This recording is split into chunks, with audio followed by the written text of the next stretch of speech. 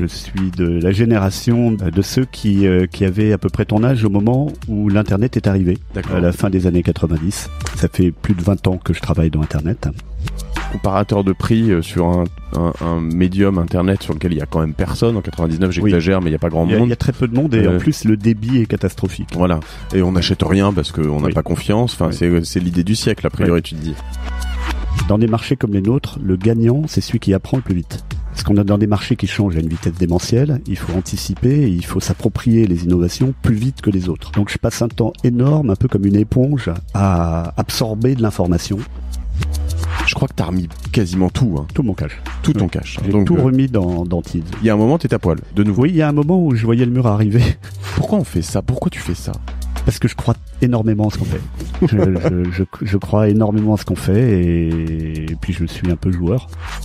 Qui a été capable, à 2 reprises sur Tids, de changer de nom au profit d'une boîte que tu rachetais ou avec laquelle tu fusionnais. Ce qui, ça me semble, enfin je veux dire, demain, je rachète une boîte avec Cosa Vostra, prendre le nom de l'autre boîte, mais c'est no fucking way, quoi.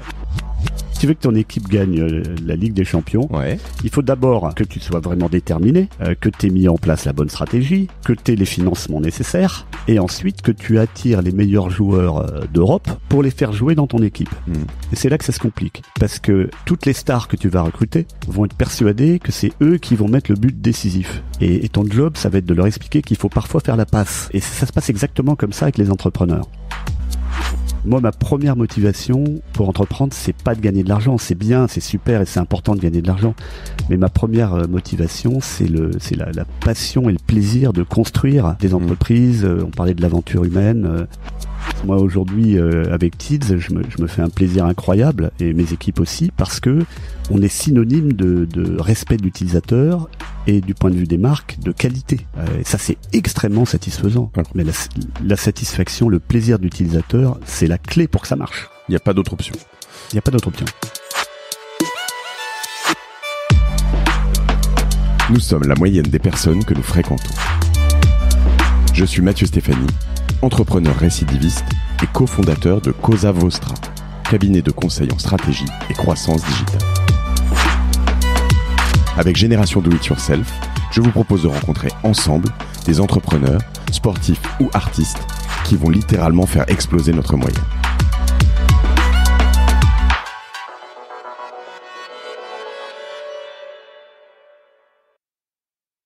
Gros programme, je le disais à l'instant, avec Pierre Chapaz. Salut Pierre. Bonjour Mathieu. Je suis ravi de te recevoir. Ça fait une petite année qu'on se parle pour se croiser. On s'est loupé malheureusement la dernière fois quand je devais venir à Genève. À ta place, figure-toi que j'avais eu Joël Dicker, l'écrivain de. Ah, c'est sympa. Bah écoute, voilà, tu vois, j'avais super écrivain. Un beau lot de consolation quand même. Hein.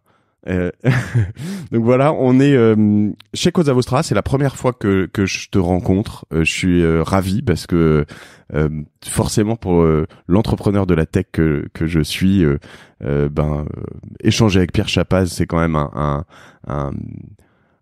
grand moment. Et en plus, on le disait à l'instant, on est ici avec Geoffrey Larocca qui m'a fait le grand plaisir. Je te remercie Geoffrey de faire cette mise en relation et de même plus d'organiser tout ça. On le disait à l'instant, je fais partie des entrepreneurs un peu entre deux.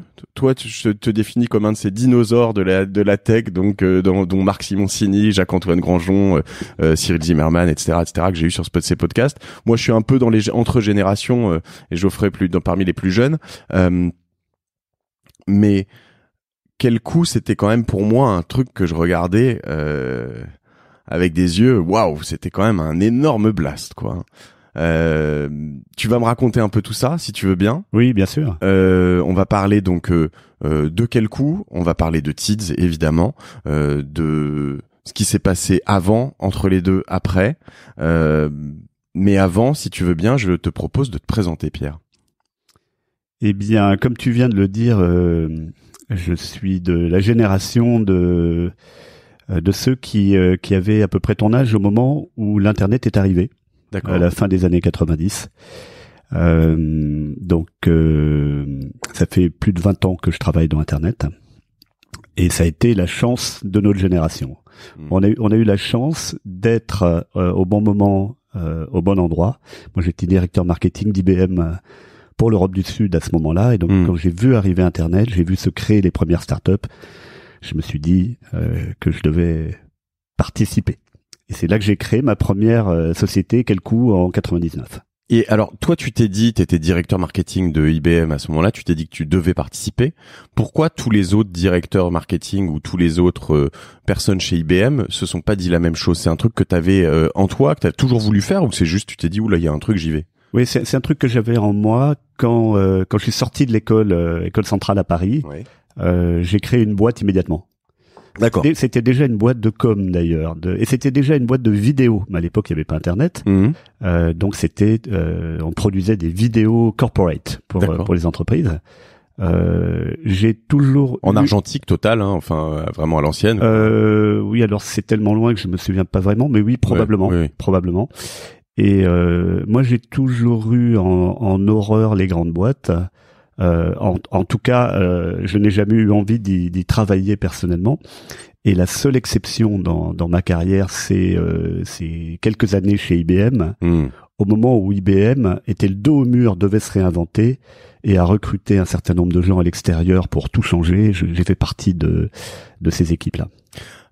Déjà, quand même, Centrale et boîte de prod de films corporate, on a quand même un premier grand écart, quoi. Ah, c'est clair.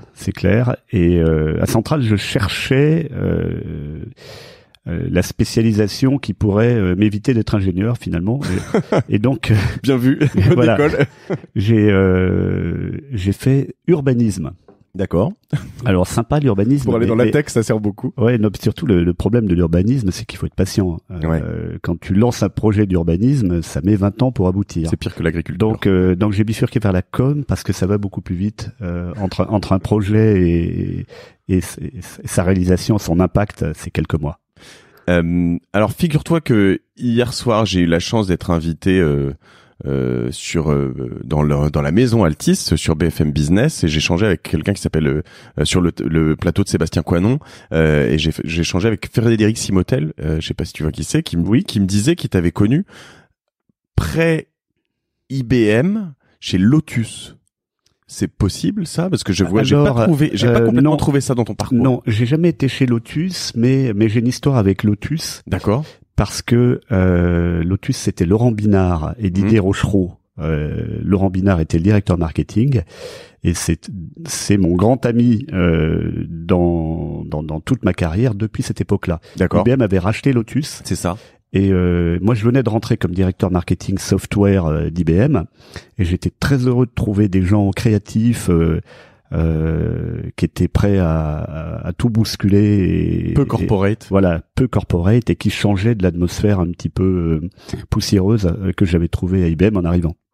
On a beaucoup d'auditeurs qui sont des entrepreneurs évidemment, ou des gens qui veulent le devenir, et on a aussi beaucoup de corporate, hein, dans les gens qui m'écoutent, qui nous écoutent, mes invités, moi. Et qu'est-ce que tu peux tirer de cette... Alors, t'as fait quand même plusieurs étapes. Après, t'es passé quand même rapidement chez Yahoo. Tu vas nous en parler. Bon, ça a pas duré longtemps. Maintenant, chez Altis quand même, où t'es au board, non? Je me trompe. Alors, un comité. Pas vraiment. En fait, Altis a racheté Tids, oui. La plateforme publicitaire que j'ai construite dans les dernières années. Mais on reste extrêmement indépendant par rapport à Altis. Notre métier est très différent du cœur de métier d'Altis, hein, qui est SFR, donc les télécoms, et c'est avant tout un super actionnaire. On n'est pas du tout intégré, et je ne participe à aucune activité d'Altis autre que la mienne. D'accord.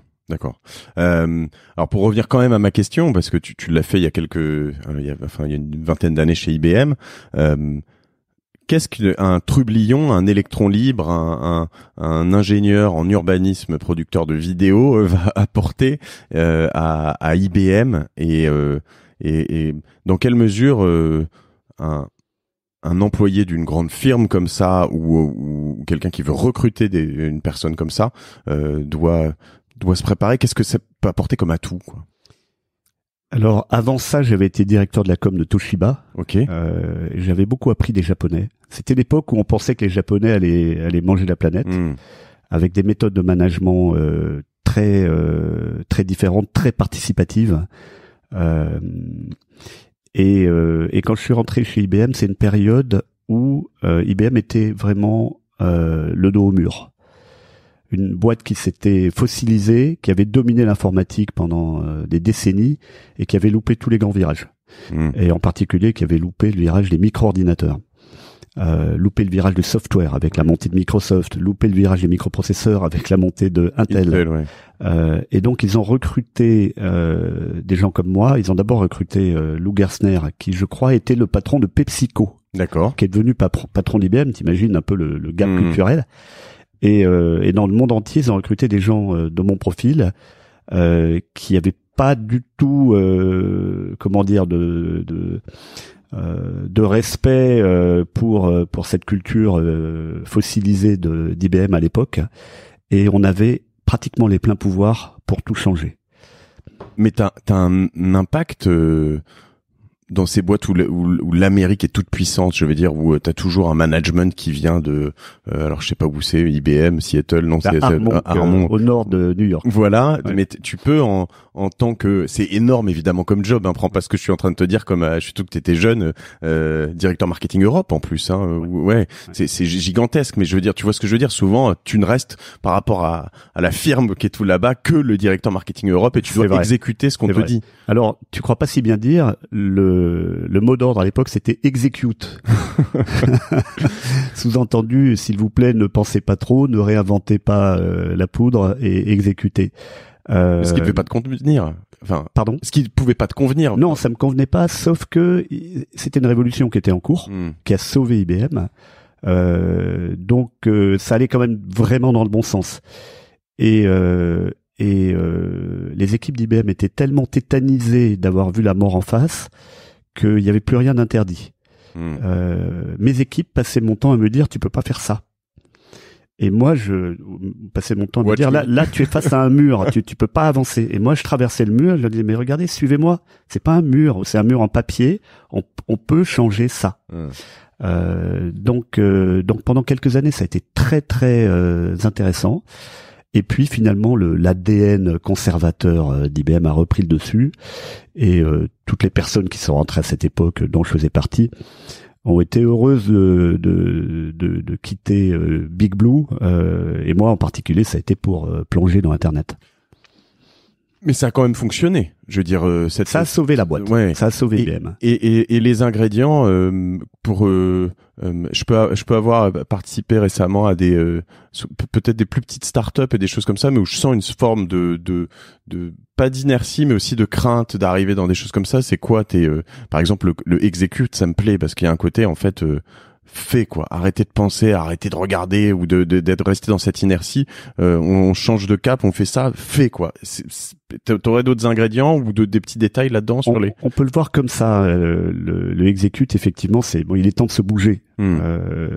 Et la direction était claire, il fallait aller vers le software, vers la micro-informatique. Petit détail, c'est les grandes sociétés qui vivent un peu trop confortablement, et ça je pense que c'est vrai dans tous les secteurs, finissent par se regarder de nombril. Elles ne regardent plus ce qui se passe à l'extérieur. Dans le cas d'IBM, IBM pensait que l'informatique c'était eux. Point final. Hein, comme on en parlera tout à l'heure, Yahoo pensait qu'Internet c'était Yahoo. Hein, et Bull a pensé ça avant. Et donc la première chose à faire, c'est d'ouvrir les fenêtres, ouais. De demander aux gens de regarder l'extérieur, de dire regardez, il y a une vie en dehors, et en plus c'est une vie qui est beaucoup plus intéressante que la vôtre et qui est en croissance alors que vous êtes en difficulté. Mais c'est un peu inexorable, j'ai l'impression quand même. Oui, c'est inexorable. C'est en fait, c'est d'ailleurs la chance des startups. C'est une règle fondamentale de la vie. On est jeune, on devient plus mature, on finit par vieillir et on décline. C'est vrai pour toi, c'est vrai pour moi et c'est vrai pour les boîtes. C'est un cycle de vie qui est naturel et qui est inévitable. Même Google, même Facebook finiront par vieillir et être remplacés par d'autres. Non, c'est vrai, t'as raison. C'est juste que tu vois ce que je vois sur ce que je vis sur Cosa Vostra, donc mon entreprise actuelle, c'est que donc la boîte va avoir 6 ans déjà, et j'ai l'impression qu'il y a 3 ou 4 ans, tu vois, je regardais les plus grands en me disant non mais les mecs, sérieux, ça bouge pas votre machin. Et aujourd'hui, alors évidemment, je vais regarder McKinsey ou Publicis ou des gens comme ça et je me dis ouais, ça va, on a de la marge, on est encore hyper agile, mais je vois quand même des plus petits qui arrivent, ils sont 8, 10, 5 et sont hyper agiles, potentiellement moins chers sur certaines choses. Pas forcément aussi organisé, donc chacun a ses avantages et ses inconvénients, et chacun va correspondre à une tranche de clients en face. Mais tu vois, je me dis comment je peux réussir à casser systématiquement ces débuts d'inertie, etc. Et par moments, j'ai l'impression que quand il y a plus de monde, en tout cas, c'est pas forcément possible. Alors, on a tous les deux la même réflexion et le même objectif. Hein. Tu as 50 salariés, moi j'en ai 800, un peu plus de 800. C'est comment on peut garder cet esprit pionnier, cette passion qui anime les startups, et en même temps mettre le niveau d'organisation qui est nécessaire au fur et à mesure que l'entreprise grandit. Aujourd'hui, nous, on est dans 23 pays, on a des milliers de clients, on touche des milliards d'internautes, on a besoin de process, on a besoin d'organisation pour assurer que l'efficacité est la meilleure possible et que la qualité est assurée partout. Et il faut pas que ça vienne tuer l'esprit start-up. Je pense qu'on peut concilier les deux. Si on fait attention à la culture de l'entreprise et qu'on garde la réactivité, l'horizontalité qui est la règle des startups. Moi, dans mon entreprise, n'importe quel salarié peut à tout moment m'attraper sur Zoom ou sur Skype ou m'arrêter dans un couloir et on discute ensemble comme si on n'était qu'une demi-douzaine. Mais je suis en plein dedans. Tu vois, je suis vraiment en plein dedans là-dessus. Je pense que la barre des 50, c'est quelque chose d'assez symptomatique. Et j'adore cette horizontalité, hein, soyons clairs. C'est-à-dire que j'aime bien aussi... la problématique, c'est que dans les nouveaux, on a recruté beaucoup là. Je parle par rapport à notre échelle, je parle de 8 personnes en 5-6 semaines. Donc à la taille de 50 personnes, c'est beaucoup. Et en fait, dans les nouvelles recrues, qui sont des gens expérimentés, bien éduqués, etc., très smart, ils ont quand même souvent besoin de savoir où est-ce qu'ils se placent dans la hiérarchie, par rapport à qui il y a une certaine verticalité. Je pourrais faire tu vois, je te fais le signe d'une sorte de pyramide, mais nécessaire pour savoir qui est mon boss, comment à qui je réponds, etc. Moi, d'un autre côté, j'ai aussi besoin, avec de plus en plus de monde, d'avoir quand même moins de référents, parce que parler à tout le monde c'est bien, mais il faut quand même que certaines personnes soient responsabilisées. Alors tu parlais d'organisation, mais tout ça c'est hyper dur. Ça demande beaucoup d'attention.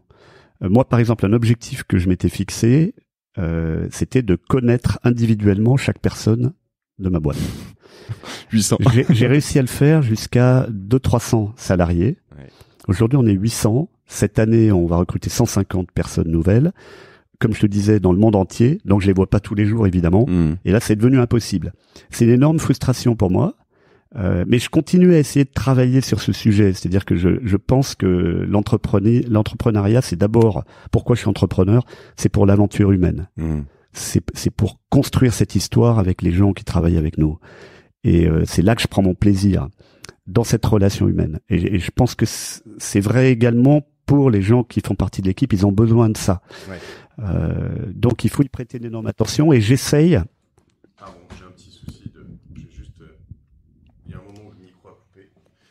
Excusez-nous, hein. Voilà, ça devrait être bon. Voilà, et j'essaye de m'assurer que tout le management est dans le même état d'esprit. Donc proche des gens, dans l'empathie. Effectivement, on a une hiérarchie, mais c'est une hiérarchie qui est très flexible et qui est très ouverte au feedback. Et bon, il y a un mot anglais qui est un petit peu technocratique, mais qui dit bien quand même ce que ça veut dire, c'est l'empowerment.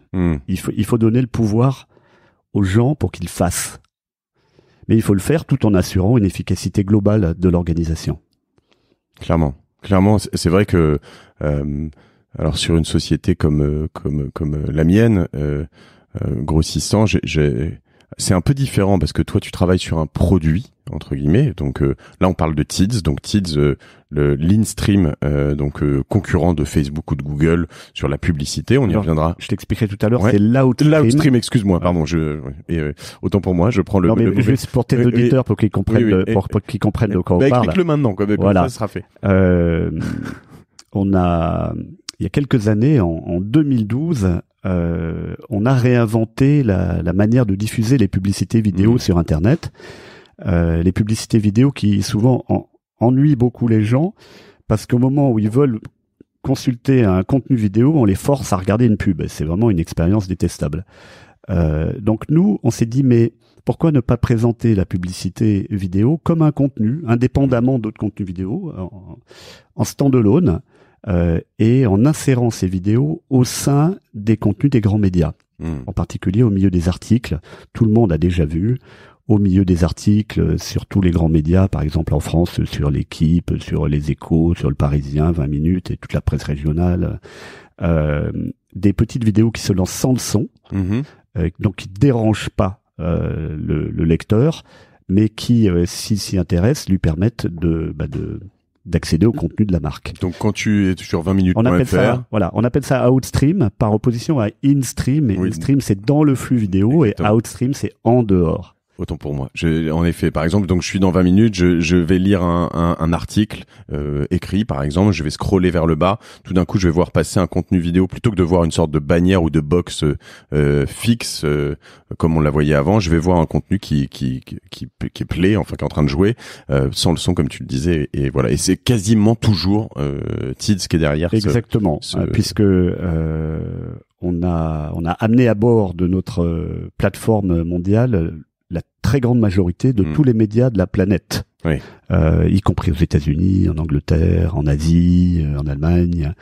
Et on est capable aujourd'hui de toucher 1,5 milliard d'internautes par l'intermédiaire de cette plateforme média. Ce qui est comparable à finalement des volumes de reach, en tout cas de nombre de personnes touchées par Facebook qui est peut-être à 2 milliards, mais pas forcément beaucoup plus. Exactement. Et en fait, si tu regardes sur une base pays par pays, par exemple en France, on touche plus d'internautes que Facebook. On touche 91% des internautes français, puisqu'on a toute la presse française quasiment, et alors que Facebook touche 87% des internautes. Et YouTube un peu moins. Donc effectivement, on a été capable de créer une alternative par rapport aux GAFA, dont on parle souvent, une alternative pour les annonceurs et pour les agences, qui a la même puissance, voire même un peu plus, mais qui se différencie énormément par la qualité. Parce qu'évidemment, c'est pas la même chose de montrer une vidéo au sein d'un article écrit par un journaliste professionnel ou de la montrer entre une vidéo de chat et la vidéo de la fête qu'on a fait samedi soir avec les copains. Tout à fait. Moins intrusif, moins pénible, c'est vraiment l'idée aussi. On vient de loin quand même sur la publicité, c'est-à-dire que à la limite quand t'es dans de la presse écrite à l'ancienne, t'avais des pubs que tu pouvais, si tu voulais, ignorer, etc. Quand t'étais dans de la télé, il y avait quand même ces tunnels publicitaires. Alors à la limite en France et en Europe, on n'était pas comme aux États-Unis avec une fois toutes les 12 minutes, mais c'était quand même un peu un truc contraint et forcé. Et sur Internet, il y a eu quand même une grosse courbe d'éducation où pendant longtemps c'était n'importe quoi, en particulier sur la vidéo, en particulier sur le mobile où en fait absolument quand tu te retrouvais sur alors c'était un moment Dailymotion notamment où tu avais des vidéos qui duraient 30 secondes mais tu avais 1 minute de pub avant de voir la vidéo. C'est n'importe quoi. C'est affreux. Et on a vraiment milité pour que toutes ces mauvaises pratiques changent. Parce qu'en fait, fondamentalement, si tu réfléchis au sujet, si je suis un annonceur, mon but c'est de te séduire. C'est pas de te taper sur la tête pour te forcer à écouter ma pub. Bien sûr. Donc Internet a malheureusement souffert un peu de ses défauts de jeunesse. Ça va beaucoup mieux aujourd'hui. La plupart des publicités, par exemple, les publicités qui cachent le contenu entièrement, aujourd'hui, on n'en voit pratiquement plus. Elles sont bloquées par Chrome. Quel enfer. Elles sont bloquées par Chrome. Ces espèces d'overbanners, je sais pas. Et on a fait partie, Tids a fait partie du consortium mondial des plus grandes entreprises de la publicité Internet, aux côtés de Google, de Facebook et de quelques autres, pour définir les mauvaises pratiques, pour identifier les mauvaises pratiques et les faire bloquer par le navigateur. D'accord. Il va falloir qu'on revienne sur tout ça, alors, parce que Tids c'est devenu un gros acteur et très rapidement, mais c'est aussi un build-up. Donc un build-up, c'est pas mal une construction de pas mal d'entreprises, une sorte de puzzle de petits Lego que t'as joué avec certains de tes partenaires. Oui. C'est peut-être mon savoir-faire. Et ça me passionne. J'en parle dans ce podcast sur l'épisode 100 avec Simon Davlat. Tout ce qui est fusion-acquisition, en ce qui me concerne, c'est quelque chose qui me fascine, que j'ai encore assez peu fait et qui m'intéresse beaucoup, parce que je pense qu'en termes de croissance, c'est quelque chose d'intéressant. Mais c'est aussi, tu parlais d'aventure humaine, quelque chose qui, j'imagine, est assez dur à appliquer dans la vraie vie, parce que tu crées, on va aller directement là-dedans, on reviendra sur quel coup après, allons-y. Mais tu crées quand même une grosse entreprise ou une moyenne entreprise, mais sur une base de plusieurs petites que tu dois quand même marier. Tu parlais de culture tout à l'heure, c'est quand même quelque chose d'assez complexe, j'imagine, qui est pas un savoir totalement scientifique A et B, puisque c'est des gens dedans, donc de toute façon il y a de l'affect et il y a bien sûr. Voilà, donc c'est voilà, tout ça m'impressionne, et il y a des choses qui m'impressionnent, et je vais aller les deux pieds dans le plat, mais c'est que notamment tu fais partie, ou t'es peut-être la seule personne. Non, t'es pas du tout la seule, évidemment, il y en a forcément eu plein d'autres, mais que je connais comme ça, si on me dit ça à un moment, qui a été capable à 2 reprises sur Tids de changer de nom au profit d'une boîte que tu rachetais ou avec laquelle tu fusionnais. Ce qui, ça me semble, enfin je veux dire, demain je rachète une boîte avec Cosa Vostra, prendre le nom de l'autre boîte, mais c'est no fucking way, quoi. Ça serait dur pour toi. Non, mais c'est impossible. C'est une marque que j'ai conçue, c'est un truc que qui a un énorme affect. Tu vois, même en te le disant ça, j'ai le dos les poils du dos qui se hérissent, quoi. Et tout ça, je trouve ça hyper impressionnant. Alors, raconte-moi un peu. Si tu remets un peu de rationalité par rapport à l'émotion sur la marque. Moi, mon point de départ, c'est que nos concurrents, ils sont mondiaux, ils s'appellent Google et Facebook. Ouais. Si tu y vas avec ta petite start-up et que tu ne fais pas alliance avec d'autres entrepreneurs européens du même secteur qui peuvent t'aider à construire quelque chose de puissant, capable de tenir le choc face aux GAFA, t'as aucune chance d'y arriver. Donc c'est mon point de départ. Moi, je veux jouer mondial. Et pour jouer mondial, c'est pas 2 fondateurs, en l'occurrence Bertrand Quesada et moi-même, même si aujourd'hui Bertrand est à New York et moi je suis plutôt en Europe, on n'a aucune chance d'y arriver tous les deux, avec une super équipe autour de nous. Mais sachant que si je me trompe pas, Bertrand et toi, c'était déjà 2 sociétés. C'était 2 sociétés différentes. C'est ça. Hein. Oui. Donc moi je conçois ce que je fais, l'image que j'aime prendre, elle est peut-être un peu éculée, c'est l'image de l'équipe de foot. Si tu veux, t'inquiète, t'es au bon endroit pour parler de ça. Si tu veux que ton équipe gagne la Ligue des Champions, il faut, voilà, il faut d'abord que tu sois vraiment déterminé, que tu aies mis en place la bonne stratégie, que tu aies les financements nécessaires, tout à fait, et ensuite que tu attires les meilleurs joueurs d'Europe pour les faire jouer dans ton équipe. Et c'est là que ça se complique. Parce que toutes les stars que tu vas recruter vont être persuadés que c'est eux qui vont mettre le but décisif en finale. Bien sûr. Et ton job, ça va être de leur expliquer qu'il faut parfois faire la passe plutôt que de tirer au but. Et ça se passe exactement comme ça avec les entrepreneurs. Toutes les fois qu'on a fusionné avec une entreprise ou qu'on a acheté une entreprise, en réalité, on a acheté une équipe. Et on a acheté en particulier les fondateurs. Et ce qui était attendu des fondateurs, c'est d'apporter leur qualité propre, parce qu'on a tous des points forts, tous les entrepreneurs ont des points forts et des points faibles. Il y en a qui sont meilleurs en commercial, il y en a qui sont meilleurs en technologie, il y en a qui sont meilleurs en marketing. Donc voir où tu le mets dans l'équipe, est-ce qu'il est avant-centre, ailier gauche ou arrière droit, ou même goal, il faut un goal aussi, et lui apprendre à jouer en équipe.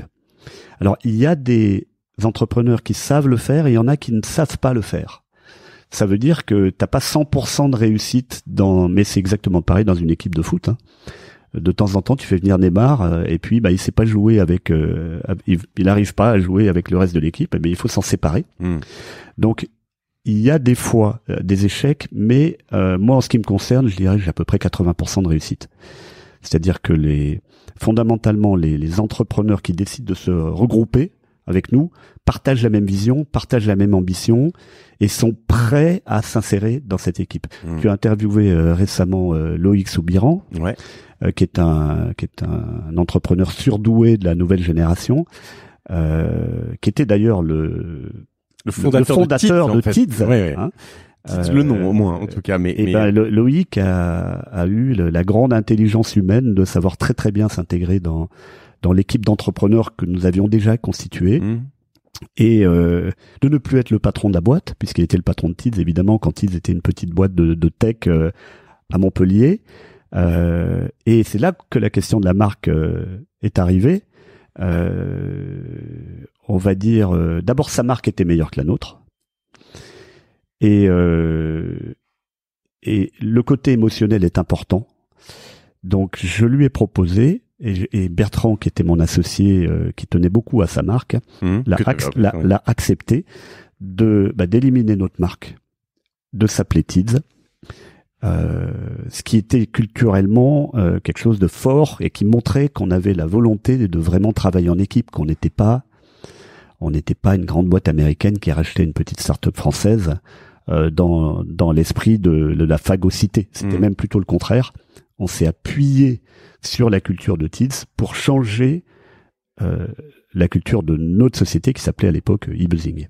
C'est remarquable, hein, vraiment, dans le sens où, et je dis pas ça pour, c'est pas de la flagornerie ou quoi, mais parce que, en fait, je crois que tu as écouté l'échange que j'ai eu avec Loïc. Oui, j'ai beaucoup apprécié d'ailleurs. Merci. Et en fait, sur ce passage, je le taquine un peu, évidemment. Je lui dis, non, mais attends, t'as accueilli eBuzzing, Pierre Chapaz, Bertrand Quesada, et t'es passé minoritaire et t'as lâché les clés du camion. Enfin, c'est chaud quand même quand tu crées ta boîte, etc. Et tu sens dans sa réaction qu'il y a eu, quelques heures de réflexion, rentrer à la maison, etc. Mais qu'en fait, il y avait pas vraiment de sujet. Et en fait, c'est assez marrant parce que j'ai l'impression qu'à chaque fois, alors je dis peut-être avec Bertrand, vous, tout le monde, à chaque fois, en ajoutant à chaque fois ses compétences, mais vous avez vraiment réussi à créer cette espèce c'est cette équipe dont tu parles. Hein, c'est assez formidable. Je sais pas, des petits secrets là-dessus, des choses que t'as pu faire en plus, des recettes ou. Moi, je me considère comme le coach dans l'équipe, pas comme le capitaine sur le terrain. Le capitaine sur le terrain, c'est Bertrand Quesada, qui est CEO. D'ailleurs, moi, je suis executive chairman. Il y a beaucoup d'entreprises où il n'y a pas de coach. Je fais un point juste là-dessus. Tu reviens là. Il n'y a pas de coach, mais c'est assez drôle parce que donc executive chairman. Souvent, le chairman, on a une vision un peu non exécutive. Donc, exécutive en anglais, on est ça veut dire qu'on exécute. Hein, on revient sur ce terme, mais on est dans l'exécution, on est dans le faire. Et le CEO est généralement le patron. Enfin, c'est-à-dire que le chairman est derrière, on lui rend des comptes, mais c'est pas lui qui fait. C'est quoi la relation? Alors, on reviendra sur cette question après, mais c'est quoi la relation entre un executive chairman et un CEO? On pourrait s'intituler co-CEO avec Bertrand. Ouais. Mais on préfère donc cette distinction. C'est lui le CEO et moi je suis l'executive chairman. Parce que t'es le coach, donc. Parce que je suis le coach et parce que je m'occupe. Lui, c'est vraiment l'homme du business. Bertrand est l'entrepreneur le plus talentueux dans le domaine commercial que j'ai jamais rencontré. Il a une énergie inépuisable, une empathie incroyable. Et moi, je sais vendre, mais c'est pas mon ADN. Il faut se rappeler que je suis un ingénieur à la base. Hein. Donc, moi, je vais être meilleur sur la stratégie, sur la vision, sur l'anticipation, et sur cette constitution de cette fameuse équipe qui doit gagner la finale. Donc, je suis vraiment beaucoup plus à l'aise dans un rôle de coach. Même si de temps en temps, c'est Bertrand qui aime bien dire ça, rappeler ça d'ailleurs, de temps en temps je rentre sur le terrain pour montrer à l'équipe comment marquer un but dans un angle nouveau ou avec une passe d'un type qu'on n'a jamais essayé. On a forcément cette image en effet de Zizou ou de Deschamps qui peuvent pas s'empêcher de temps en temps, au moins pendant l'entraînement, de montrer. Ouais, c'est exactement ça. Et puis bon, c'est une question de génération. Bertrand a 40 ans, 43 ans. Moi, je viens de tourner 60. Donc, que je crois que c'est la vie. Hein. Quand tu as 25 ans, tu veux absolument être aux commandes. À 40 ans, tu commences à apprendre à partager. Et quand tu prends quelques années de plus, le rôle du coach, il te tend les bras. C'est effectivement le cas de Deschamps ou Zidane. Ouais, je te confirme. Et puis, je pense qu'il y a aussi dans cette courbe d'apprentissage, des moments où tu te dis en fait, je suis plus efficace à diffuser un certain nombre de choses, à peut-être pas faire 200 rendez-vous par semaine ou faire à prendre un peu de recul, enfin step back, hein, exactement. Et à travailler sur le produit. Ouais. Ce que tu peux un peu oublier par moment quand t'es plus jeune parce que t'es à fond dans l'exécution. Ouais. Mais pour nous, c'est fondamental parce que notre produit est très très technologique. On a une plateforme technologique d'une complexité extrême. Ouais. Pour te donner une idée, des volumes, chaque seconde, on gère, non, je te dis une bêtise, non, c'est ça, chaque seconde, on gère 3 millions de bids d'acheteurs de publicité qui souhaitent montrer une publicité à un internaute. Qu'un bid, c'est littéralement un pari, une enchère. Une enchère. Donc, fondamentalement, aujourd'hui, la publicité fonctionne comme un système d'enchères. L'offre et la demande. Et donc chaque seconde, notre système gère des millions d'enchères pour finalement décider quelle pub doit être montrée à quel internaute à quel moment. Ce qui veut dire, je vais essayer de retraduire ça dans un langage pour ma maman qui m'écoute de temps en temps. Je vais avoir Etam par exemple qui veut placer de la pub sur des sites qui seront a priori peut-être pas l'équipe, sauf peut-être au moment de la Saint-Valentin, mettons. Allez, on va rester sur Etam et la Saint-Valentin et on va se dire bon tiens, je vais aller sur telle typologie de personnes, plutôt des hommes, plutôt urbains parce que mes magasins sont dans tel et tel endroit, ou pas parce que finalement ils ont une stratégie e-commerce. Enfin voilà, peu importe, ils vont établir toute une stratégie et ils vont dire je suis prêt à payer par clic ou par nombre de milliers de vues. Tous les types de modèles sont bons. Nous, on s'adapte en fait au souhait de la marque. Donc je reste sur ce clic par exemple, je suis prêt à payer 50 centimes un clic. Donc quand quelqu'un va voir une pub Etam sur Le Figaro ou l'équipe, s'il clique dessus, je paye 50 centimes. Si à ce moment-là, t'as 200 autres annonceurs dans la même seconde qui sont prêts à dire, dans les 200, il y en a qui disent je paye 15, il y en a qui disent je paye 2 euros, toi tu vas servir ceux qui payent 2 euros évidemment, puisque celui qui a la plus grosse enchère gagne. Voilà, exactement. C'est aussi simple que ça, oui.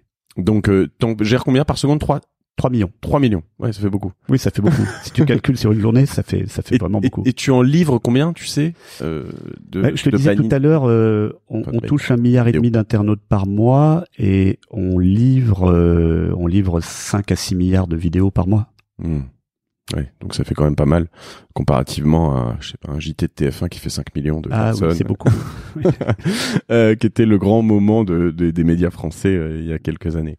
D'accord, donc Tids, ça s'est construit à partir de 2000. En fait, c'était Wikio que je dis. Alors c'est une longue histoire. On va pas ennuyer les personnes qui écoutent avec ça, mais quand j'ai vendu ma première start-up, qui était un comparateur de prix qui s'appelle Quelcoup, à Yahoo, donc je suis pas resté très longtemps, parce que c'était une boîte bureaucratique Yahoo qui comprenait pas grand-chose à l'internet. C'est pas un hasard que ça se soit terminé comme ça s'est terminé. C'était Jerry Chang à l'époque. Non, c'était Dan Rosenweg, le patron opérationnel. D'accord. Donc Quelcoup, c'était, alors pour ceux qui sont jeunes aujourd'hui, s'en souviennent pas, mais c'était l'un des plus gros succès de l'internet européen dans les premières années d'internet. Hein. En faisant un rapide passage, je te disais que j'aurais pu faire un épisode entier sur juste Quelcoup, mais on va quand même repasser là-dessus rapidement avant de revenir sur les débuts de Tids, si tu veux bien. Donc 99, t'as quitté IBM. Je lis ça et là 5 personnes, 5 fondateurs. C'est quoi la rencontre? C'est quoi l'idée? Parce que comparateur de prix sur un médium internet sur lequel il y a quand même personne en 99, j'exagère, mais il y a pas grand monde. Il y a très peu de monde et en plus le débit est catastrophique. Voilà. Et on n'achète rien parce qu'on n'a pas confiance. Enfin, c'est l'idée du siècle a priori, tu te dis. Mais en fait, c'était effectivement un peu tôt en 99, mais le premier comparateur de prix est apparu aux États-Unis. Ok. Et moi, j'ai eu la chance de rencontrer des développeurs qui travaillait chez Bull et l'INRIA. D'accord. Qui avait développé une technologie de recherche qui permettait fondamentalement de récupérer beaucoup de data, comme par exemple des catalogues de marchands, pour les comparer. Des catalogues papier? Des catalogues électroniques. PDF, d'accord, ok, électronique, ok. Et eux ne savaient pas vraiment quoi faire de cette technologie. Ils avaient monté un dossier d'une 40aine de pages où il y avait un paragraphe mentionnant un possible comparateur de prix. Et évidemment, c'est ça qui m'a intéressé, parce que le bénéfice était évident. Avant Internet, il faut se rappeler que, en fait, c'était impossible de comparer les prix de différents marchands. Tu pouvais éventuellement acheter un magazine spécialisé qui, une fois tous les 6 mois, allait faire un comparatif. Mais c'était vraiment une révolution de pouvoir comparer les prix des marchands sur toutes sortes de produits en temps réel. Et oui, ça nous semble assez logique aujourd'hui, mais c'est vrai qu'au tout début, c'était juste. C'était une révolution. Ouais. C'était une révolution. De la transparence, voilà. du gain consommateur incroyable. Voilà. Et pour les marchands, c'était le moyen de leur apporter des millions de nouveaux clients, en particulier pour les marchands qui étaient compétitifs sur le prix. Mais je me moquais de toi un peu là, amicalement évidemment, mais sur le fait que la demande, il devait pas y en avoir beaucoup, mais en plus même l'offre, elle était difficile à trouver. Tu vas revenir là-dessus, mais parce que comparer des prix sur Internet sur lesquels personne ne vendait rien, c'est quand même, en 99, c'est quand même pas si simple, quoi. C'est vrai, et d'autant plus que les marchands. Donc, il faut également imaginer qu'à cette époque-là, il y avait pas Google, et il y avait pas d'achat au clic dont tu parlais tout à l'heure, de CPC pour les connaisseurs. Cost per click. Ouais. Cost per click. On parle de CPM, donc voilà. Cost per. En fait, c'est nous qui avons introduit ces business models en Europe. D'accord. Et au début, c'était pas évident puisque les marchands que je rencontrais me disaient mais c'est toi qui vas nous payer parce que tu nous as piqué notre catalogue. Alors que moi, je leur disais mais non, c'est vous qui allez nous payer parce qu'on vous amène de nouveaux clients. Bon, finalement, c'est cette deuxième option qui a prévalu. Mais oui, c'est une époque où on inventait tout, y compris les business models. Et alors, tu vois, je me l'ai gardé pour plus tard, mais je peux pas m'empêcher de te la poser maintenant. Excuse-moi, tous les gens qui écoutent savent que c'est un peu déconstruit de temps en temps, mais toi qui as monté plusieurs business, qu'on a racheté, qui a fait du build-up et pas mal de choses depuis 20, 30, 40 ans finalement, c'est pas plus difficile aujourd'hui. Paradoxalement, c'est plus simple de monter une entreprise, c'est-à-dire qu'en 2 temps 3 mouvements sur Internet, tu montes ça en 2 secondes. C'est facile administrativement, mais il n'y avait pas une sorte quand même d'univers de possibilités énorme à ce moment-là, de 99 à 2010, 12, même il y a peu de temps. Et aujourd'hui, je me dis, il y a quand même beaucoup de fenêtres qui sont fermées. Dès que tu veux rentrer dans un truc, c'est beaucoup plus complexe. Un e-commerce comme ça, tu le lances, t'as aucune chance de t'en sortir. Il y a Amazon en face, C'est vrai et c'est pas vrai. Alors effectivement à l'époque, c'est comme au moment où on avait découvert le Far West. Tu cours avec ton cheval vers l'ouest, tu plantes des poteaux et des fils de fer et tu dis tout ça est à moi. Voilà. Et effectivement, c'était ça les débuts de l'internet. Mais avec toutes les faiblesses que tu mentionnais, il n'y avait pas d'internaute ou presque, il y avait un débit catastrophique, tu pouvais à peine afficher une page web, il fallait patienter quasiment 1 minute pour l'avoir. En effet. On n'avait aucune expérience de business model, de quoi que ce soit. Monter un site, ça prenait 1 an parce que c'était complexe. Oui, et il marchait pas en général. Je me souviens des échecs incroyables de l'époque, comme il y a une société qui s'appelait Boo.com. Ah oui, je m'en souviens très bien. 2000, qui était l'un des premiers cybermarchands qui avait levé des centaines de millions de dollars. Des Anglais. Leur site n'a jamais marché. C'est juste complètement hallucinant. Donc il y avait ce côté continent à conquérir qui était complètement passionnant. Mais il y avait beaucoup d'Indiens et beaucoup de choses trappes et rien à bouffer. Aujourd'hui, l'Internet est devenu en grande partie est passé en grande partie sous contrôle des GAFA, plus des Tencent, Baidu, Alibaba, etc. en Chine. Donc l'Internet aujourd'hui, l'open Internet est moins dominant qu'avant. Ce qui est dominant aujourd'hui, c'est ce qu'on appelle les walled gardens, c'est des jardins clos. Facebook, c'est un jardin clos. Tu restes à l'intérieur de Facebook. Il faut savoir que même quand tu cliques pour lire un article depuis Facebook, tu restes dans un navigateur Facebook et que Facebook continue à te traquer et à analyser tout ce que tu fais. Google, c'est pareil. Même sur Chrome maintenant, ils veulent que tu sois connecté pour pouvoir savoir absolument tout sur toi. Ouais. Apple, Android en plus. Apple, c'est pareil.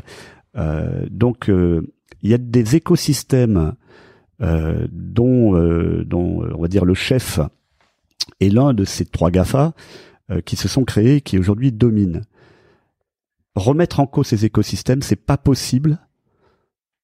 En tout cas pour une entreprise européenne. On pourra discuter de savoir si c'est possible pour une entreprise américaine. Une question de taille de marché. Parce qu'il y a quand même des entreprises comme Snap qui ont des chances. Oui. Mais par contre, à l'intérieur de ces écosystèmes, il y a beaucoup d'opportunités parce que la technologie n'a jamais évolué aussi vite. Ce qu'on peut faire avec la technologie, en particulier sur le smartphone, a jamais été aussi passionnant. Avec l'arrivée de tout ce qui est réalité virtuelle, réalité augmentée, il y a une innovation permanente. Donc, il y a beaucoup de place pour des startups. Par contre, la chance qu'elles deviennent un leader mondial est très très faible. Est très très faible. Ok. On pourra peut-être revenir là-dessus, mais on va déjà revenir sur ce début de quel coup. Tu parlais donc de ces chercheurs, Voilà, donc tu as certainement remarqué, dans Internet, quand il y a une bonne idée, comme par exemple, on va créer un comparateur de prix, tu as une quarantaine d'entrepreneurs sur toute la planète qui ont la même idée. Tout à fait. Et qui se mettent donc à construire exactement le même truc que toi. Donc, dès le début, je me suis dit, il n'y aura pas 40 gagnants, il y en aura 1 ou 2. Et pour faire partie de ces 1 ou 2 gagnants, il n'y a pas 2 solutions, il n'y en a qu'une. Il faut consolider le secteur. Et on en revient à ce qu'on discutait tout à l'heure. Pour gagner à l'échelle mondiale, en fait, quel coup, c'était plutôt à l'échelle européenne. Mais il faut s'associer avec d'autres entrepreneurs qui vont te rendre plus fort et qui vont te permettre de devenir le principal acteur du marché. Et ça, c'est donc au bout de moins de 6 mois, on a créé en décembre 99. En mars 2000, j'ai contacté tous les comparateurs de prix européens pour discuter et leur proposer une fusion. Et ça, c'est pas naturel. Ce que je veux dire, c'est que quand tu crées une boîte, enfin peut-être que ça l'est chez toi, mais je pense quand même que l'écrasante majorité des entrepreneurs, tu crées ton truc. On parlait au-delà de l'affect, tout ça, t'as quand même cette notion. Alors tu parlais d'équipe et de faire grossir cette équipe, mais à regarder toujours les autres en concurrent, vraiment en chien de faïence, tu vois, à se dire attends, je vais le bouffer, je sais pas, enfin tu vois, il y a un peu cette notion de te dire et d'ailleurs souvent quand t'approches les autres, ils te regardent un peu, mais qu'est-ce qu'il fait lui, il vient d'où? Enfin moi, tu vois, sur ma toute première boîte, Citizen Side, qui était une agence de presse participative dans laquelle on faisait on recevait des photos et des vidéos d'amateurs qu'on revendait à la presse. On avait 1 ou 2 concurrents, mais je peux presque te dire que je les connaissais pas, mais je les détestais en fait. Tu vois, ça j'ai l'impression que c'est un sentiment naturel et qui est probablement au regard de ce que tu dis assez débile. Mais voilà. Ça dépend de ce que tu veux faire. Si tu veux simplement monter une entreprise qui va bien vivre sur un petit marché, par exemple uniquement à l'échelle de la France, why not? Tu peux créer ta boutique et garder le contrôle. Si tu veux faire un leader mondial ou un leader européen, ça peut pas marcher. Ça peut pas marcher comme ça. Il faut savoir s'associer, il faut savoir partager. Alors comment tu le fais à ce moment-là? Tu les contactes Donc je les contacte, je leur propose un meeting à Paris. Ils viennent? Ils me disent non. D'accord. Ils me disent tous non. On était inconnus et ils étaient comme toi très surpris par la démarche. Mais de fil en aiguille, on discute avec 3 d'entre eux. Et dans les 6 mois qui suivent, avec 2 d'entre eux, dans les 6 mois qui suivent, on fusionne avec un Anglais et un Espagnol. Alors question juste d'ego et de qui est allé. C'est toi qui y es allé en premier à chaque fois, ou c'est eux qui sont venus, qui sont finalement venus? Non, c'est nous. C'est nous qui sommes venus. Ah non, on est allé les voir. Oui, on est allé les voir. Mais tu me dis pas. Voilà, c'est on pour est ça. allé les voir. Donc à chaque fois, on a fait le premier pas. Ouais. Okay. On a fait le premier pas. Et dans ce moment, le premier rendez-vous où tu y vas, enfin, je veux dire, t'es vraiment dans un comportement très ouvert, enfin, tu dois presque le surjouer ce truc-là, parce que tu dragues. Ouais. C'est comme quand tu rencontres une fille que tu veux la draguer. Et eux, ils sont méfiants. Pas forcément. Pas forcément parce que si tu veux, le projet que tu leur présentes, il est crédible, il tient la route. Quand tu expliques à tous ces entrepreneurs qui sont généralement des gens qui ont 20 ans, 25 ans. Moi, j'avais déjà 40. Et une expérience du business international via Toshiba, IBM, etc. Donc, j'étais crédible pour dire, associons-nous, on va faire le leader européen, on va gagner. Et à chaque fois, évidemment, t'as quand même une sorte, toujours après au-delà de ça, du concept et du principe de s'associer, t'as quand même une forme de bataille d'ego sur qui prend le lead, qui prend combien dans la boîte. Bien sûr. Comment tu fais tout ça? Alors bon, au début, j'avais pas suffisamment d'expérience du M&A, donc j'avais tendance à lâcher à chaque fois 30% du capital. Même pour des boîtes qui étaient nettement plus petites que nous. D'accord. C'est pour ça que j'ai pas gagné énormément d'argent chez Quelcou. Oui, c'est ce que j'ai lu, j'étais très surpris en cherchant ça. En fait, quand on a vendu Quelcou, il me restait 3 ou 4%. C'est ce que j'ai lu. De la boîte. Mais bon, ça fait quand même 15-20 millions d'euros, quoi. On va dire à peu près ça. Ouais. Mais moi, ma première motivation pour entreprendre, c'est pas de gagner de l'argent. C'est bien, c'est super et c'est important de gagner de l'argent. Mais ma première motivation, c'est la passion et le plaisir de construire des entreprises. On parlait de l'aventure humaine. Et mon motto préféré, c'est playing to win. C'est-à-dire que moi, quand je construis une entreprise, je le considère comme un jeu. D'ailleurs, je fais aucune différence entre les moments où je travaille et le moment où je travaille pas. En fait, je travaille tout le temps, mais en même temps, je travaille jamais parce que c'est un jeu. Mais quand je joue à un jeu, quel qu'il soit, qu'il s'agisse du risque ou de la pétanque, je joue vraiment pour gagner. Je suis hyper déterminé pour gagner. Et je pense que les deux composantes sont essentielles pour moi. C'est relou quand c'est un nouveau jeu auquel tu connais, dans lequel t'es nul et que tu connais rien, non? Ouais, c'est plus difficile. C'est plus difficile. Mais tu vois, j'essaie de communiquer cette vision-là à mes équipes. Gagner, c'est bien, mais une fois que t'as gagné, so what, quoi. Ce qui est important, c'est de jouer. Je comprends. Mais si tu joues sans avoir envie de gagner, tu vas très mal jouer. C'est pas très intéressant. Ouais, non, c'est clair. C'est là où j'ai bien ce podcast. Je regarde Geoffrey là, mais je me dis, tu vois. Là, je vais finir ce rendez-vous, puis je vais aller appeler une boîte en Italie, une boîte en Espagne, et puis je vais leur dire viens à Paris, ils vont me dire non, et je vais aller à Milan, et je vais aller à Madrid, et voilà, et c'est vraiment. Et puis franchement, c'est quand même beaucoup plus intéressant de travailler avec des gens de toutes sortes de pays, de toutes sortes de cultures, de qui tu vas apprendre beaucoup. Par exemple, à l'époque de Quelco, on est au tout début de l'internet, les Français savaient pas faire le design d'un site web. On faisait des sites qui clignotaient dans tous les sens et qui marchaient pas. Les pays du Nord, la Scandinavie, avaient démarré Internet 3 ans avant l'Europe du Sud. Et donc, à un moment, j'ai fusionné avec un comparateur de prix de Norvège, qui étaient des champions du design. Donc, c'est eux qui ont fait notre design.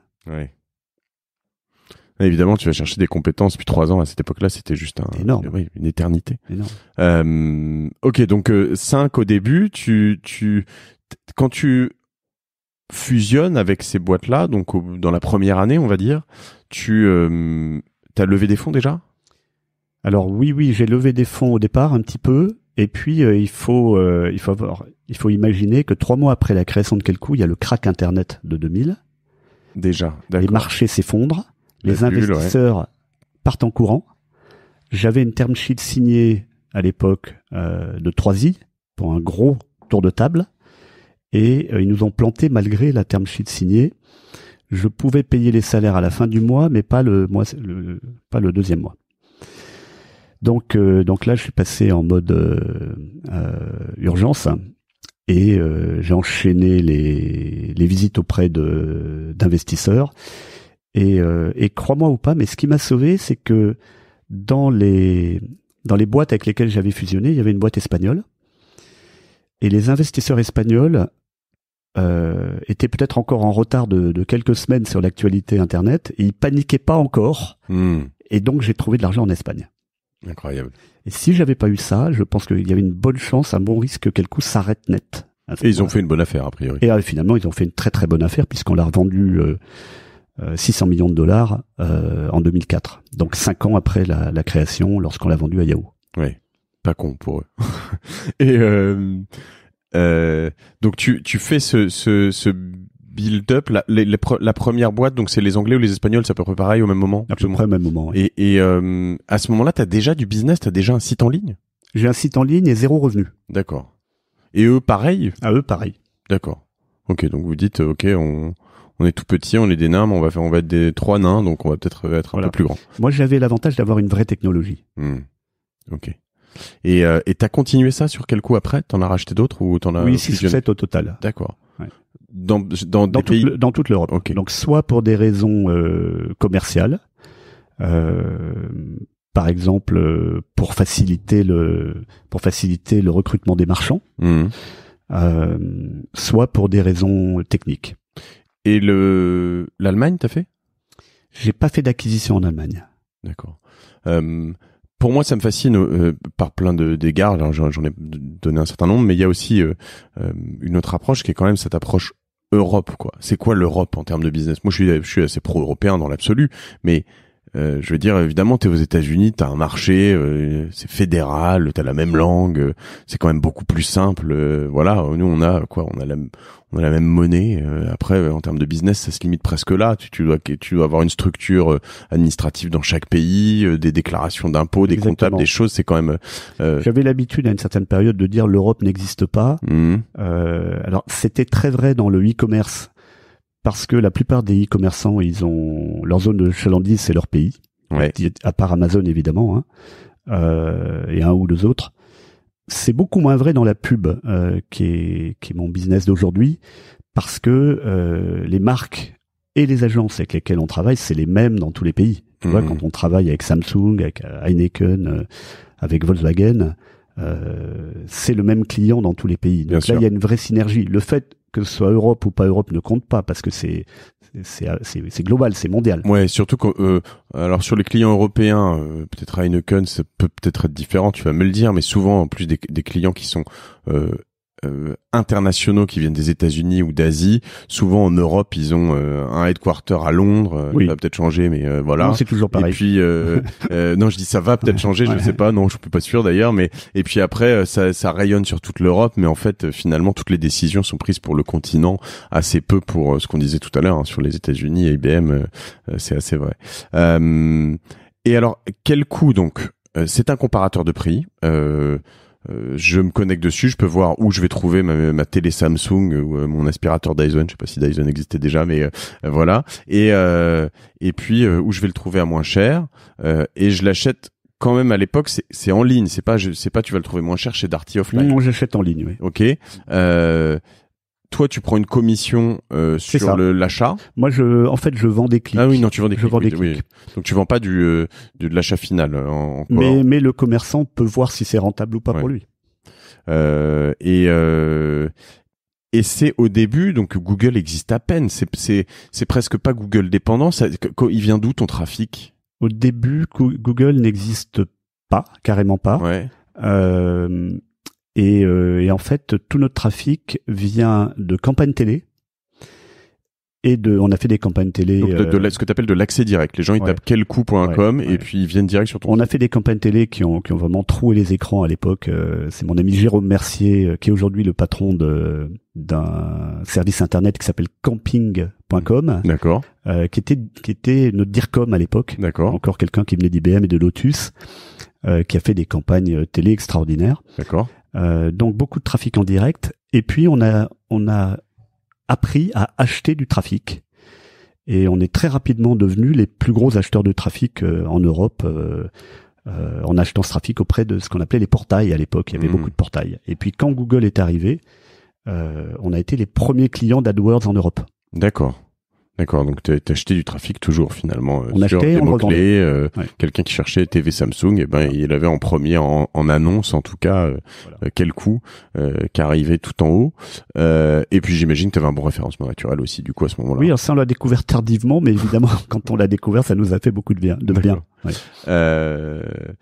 Ok, et donc le business là-dessus, c'est de faire venir beaucoup de trafic, là on vient de le voir, et de l'autre côté de faire grossir le catalogue pour être certain que sur toutes les requêtes ou toutes les requêtes importantes, ou là où il y a du business, t'es présent et devant finalement tes concurrents. Ce qui est assez tes concurrents et tes clients, parce que finalement tu dois quand même être devant Samsung quand tu mets télé Samsung. C'est mieux. Ouais. Oui. Parce que alors à l'époque j'imagine que ce genre de marque, je sais pas d'ailleurs si Samsung vend en ligne aujourd'hui, mais souvent ce genre de marque ne vendait pas en ligne de toute façon. Non, du tout. Donc c'était surtout les marchands. Ouais, les marchands, donc Darty ou Amazon ou voilà, ou à l'époque d'autres d'ailleurs qu'on a oublié. Très bien. Vous grossissez donc dans tout ça. Comment ça se passe la vente de quel coup? Alors il y a des bouquins. D'ailleurs, je salue Julien Codorniou que je connais, que j'embrasse, qui a écrit un bouquin entier sur ce. Oui. Qui s'appelle Ils ont réussi leur start-up. Ouais. Salut Julien, si tu nous écoutes. Écoute, j'espère que tu nous écoutes. Et Cyril de l'Astérie. Exactement. Cyril que je connais moins bien, mais que je connais aussi et que je salue. On mettra le lien de ce bouquin, qui est un bouquin très intéressant sur le descriptif de ce podcast. En quelques mots, comment on vend une start-up à un mastodonte de la tech à l'époque, au moins, qui est Yahoo? C'est quoi les prises de contact? Est-ce qu'il y en avait d'autres? Est-ce que tu étais vendeur réellement? Alors, on a convaincu Yahoo d'intégrer notre service de comparaison de prix sur leur portail, aux couleurs de Yahoo. Ils ont pu se rendre compte que c'était un service apprécié par les internautes et qui générait beaucoup d'argent. Jusqu'au moment où ils se sont dit, ils étaient faibles en Europe, on était très forts. Ils se sont dit, il faut absolument les racheter parce que c'est notre chance de devenir aussi forts en Europe qu'ils étaient déjà aux US. Ils avaient déjà un service de shopping aux États-Unis et à l'époque c'était une super puissance aux États-Unis, Yahoo, alors qu'en Europe ils avaient jamais sérieusement investi. Donc c'était la volonté pour eux de se renforcer en Europe. D'accord. Tu viens de dire un truc important à mon sens et je pense que ça aura un peu d'écho chez toi, notamment parce que tu l'as survolé tout à l'heure en parlant de Tids, mais tu disais que ça plaisait beaucoup aux visiteurs et aux utilisateurs. Est-ce que c'est pas un peu entre guillemets le secret de Tids, de quel coup et de beaucoup de business sur Internet? Enfin, la seule et unique recette, ce qu'on appelle le user centric, mais c'est que finalement l'utilisateur, ils se disent ouais, cette pub dans mon je me plante toujours, mais c'est bien Outstream. Elle me dérange pas trop en fait, et si en plus il y a une belle créa, elle me plaît même en fait. Finalement. Exactement. Je pense que c'est la clé de la réussite des apps et des business internet. C'est de plus que de plaire à l'utilisateur, mais vraiment de séduire l'utilisateur et que le service soit adopté. Et en plus, et pas contraint. Et pas contraint. Et en plus, en tant qu'entrepreneur, ça a beaucoup plus de sens. Quelle satisfaction, ouais. C'est une satisfaction immense. Moi, aujourd'hui, avec Tids, je me fais un plaisir incroyable, et mes équipes aussi, parce que on est un peu les chevaliers blancs de cette industrie. On est synonyme de respect de l'utilisateur et du point de vue des marques, de qualité. Et ça, c'est extrêmement satisfaisant. Incroyable. Par rapport à créer un business qui va être une gêne pour les internautes et qui va faire un mauvais service pour les marques, même en gagnant de l'argent. Ça m'intéresse pas. Je me permets d'insister là-dessus pour tous ceux qui nous écoutent, mais que ce soit en B2C, en B2B, peu importe le business que vous faites, là, je pense que vraiment en 2020 on doit vraiment se rendre compte de ça. La seule et unique obsession qu'on doit avoir tous les jours, c'est de se dire est-ce que mon end user, est-ce que mon utilisateur final est satisfait, aime ce que je lui propose, qu'on le fasse pour de l'équipe de l'interne, qu'on soit dans des RH, qu'on soit avocat, qu'on soit boulanger. Il y a zéro secret en fait au-delà de tout ça quand même. Il y a évidemment, faut être rentable, faut faire tout ça, mais le contenu que j'essaye de faire avec ce podcast, que j'essaye de faire avec Cosa Vostra, tu vois, une des obsessions qu'on a ici, c'est pas de me dire je veux que mon client soit content. Mais mon client, généralement, dans mon business, c'est pas celui qui me signe le chèque uniquement, c'est le client de mon client. Un projet, il va fonctionner pour mon client si son end user à lui, il est content. Et en fait, de temps en temps, je rentre dans des bras de fer avec mes clients pour leur dire mais je suis pas d'accord avec ça. Et de temps en temps, je me trompe d'ailleurs, ou mes équipes se trompent. Ça arrive, ça fait partie du jeu de toute façon. Mais on doit avoir des convictions, essayer de se dire on teste, on se trompe, on corrige, on teste, on se trompe, on corrige. Mais cette obsession, c'est vraiment ça. On doit pas pouvoir dire non mais ça c'est pas possible, et puis en plus dans notre équipe c'est pas comme ça que ça fonctionne, ou dans ma boîte ça marchera jamais parce qu'en plus mes systèmes ils sont pas faits pour ça, etc. Non, on s'en fout en fait. Ça veut dire qu'il faut avoir des valeurs, un credo fort et s'y tenir. Et effectivement, pour tout ce qui concerne les business qui sont en contact avec le grand public, que ce soit B2C ou B2B2C, mais la satisfaction, le plaisir de l'utilisateur, c'est la clé pour que ça marche. Il n'y a pas d'autre option. Il n'y a pas d'autre option. T'as certains qui font des gros rip-off, qui vont réussir à faire des choses Oui, mais ça c'est des bandits. Oui. Dans la pub et dans un univers proche du vôtre, il y a quand même sur des sortes de trafic de trafic en l'occurrence, mais tu vois ce que je veux dire, des échanges ou de la pub, il y a quand même des trucs en ce moment où on va t'afficher des pubs sur certains médias. Ça fait peur. Mais what the fuck, tu vois, tu t'es dit. En particulier les pubs qu'on voit en bas de page. Des sortes de faux articles où t'es pas complètement sûr de. Enfin, moi ça me fascine. C'est choquant. C'est vraiment. C'est n'importe quoi. Ouais. Ça a toujours existé sur l'internet, mais c'est étonnant que même des médias très premium comme Le Figaro acceptent ce type de contenu, quoi. Ouais, ça me sidère, je suis d'accord. Alors revenons rapidement sur la fin de quel coup, en tout cas la fin en ce qui te concerne. Tu testes ces choses-là avec Yahoo. Donc, il constate que le service est canon, qu'il est adopté par les internautes, qu'il génère beaucoup de revenus. Il voit qu'on est à l'époque probablement la start-up européenne la plus successful. Ils veulent se renforcer en Europe, donc ils nous achètent. Okay.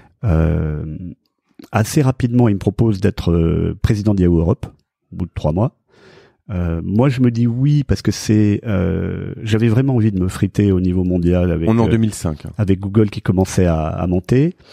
Et puis je me dis, c'est aussi une manière de protéger Quelcou, qui soit pas complètement détruit par l'absorption dans Yahoo. Et malheureusement là je constate que c'est une boîte très américaine, très bureaucratique et ultra centralisée. Et j'ai 2800 salariés en principe sous mes ordres en Europe, mais toutes les fois que je veux lever le petit doigt, chaque salarié doit demander l'avis de son boss à ce niveau sur la côte ouest. Et ça me va pas du tout. Mais pas du tout. Je constate aussi que, loin de vouloir investir en Europe, lors de la préparation du premier budget, il me demande de couper les coûts de 10%, ce qui veut dire virer 10% des gens en Europe. Et là, je me barre. Je suis pas là pour ça. Et c'est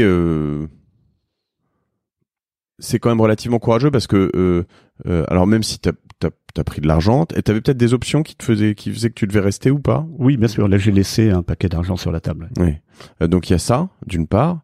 Il y a, j'imagine, un beau salaire parce que président de Yahoo Europe, on parle de très beau package avec des actions. J'imagine que tu laisses aussi en plus. On parle aussi d'une position sociale parce que je veux dire, président de Yahoo Europe en 2005, c'est fat quoi. C'est pas mal à l'époque. Ouais. C'est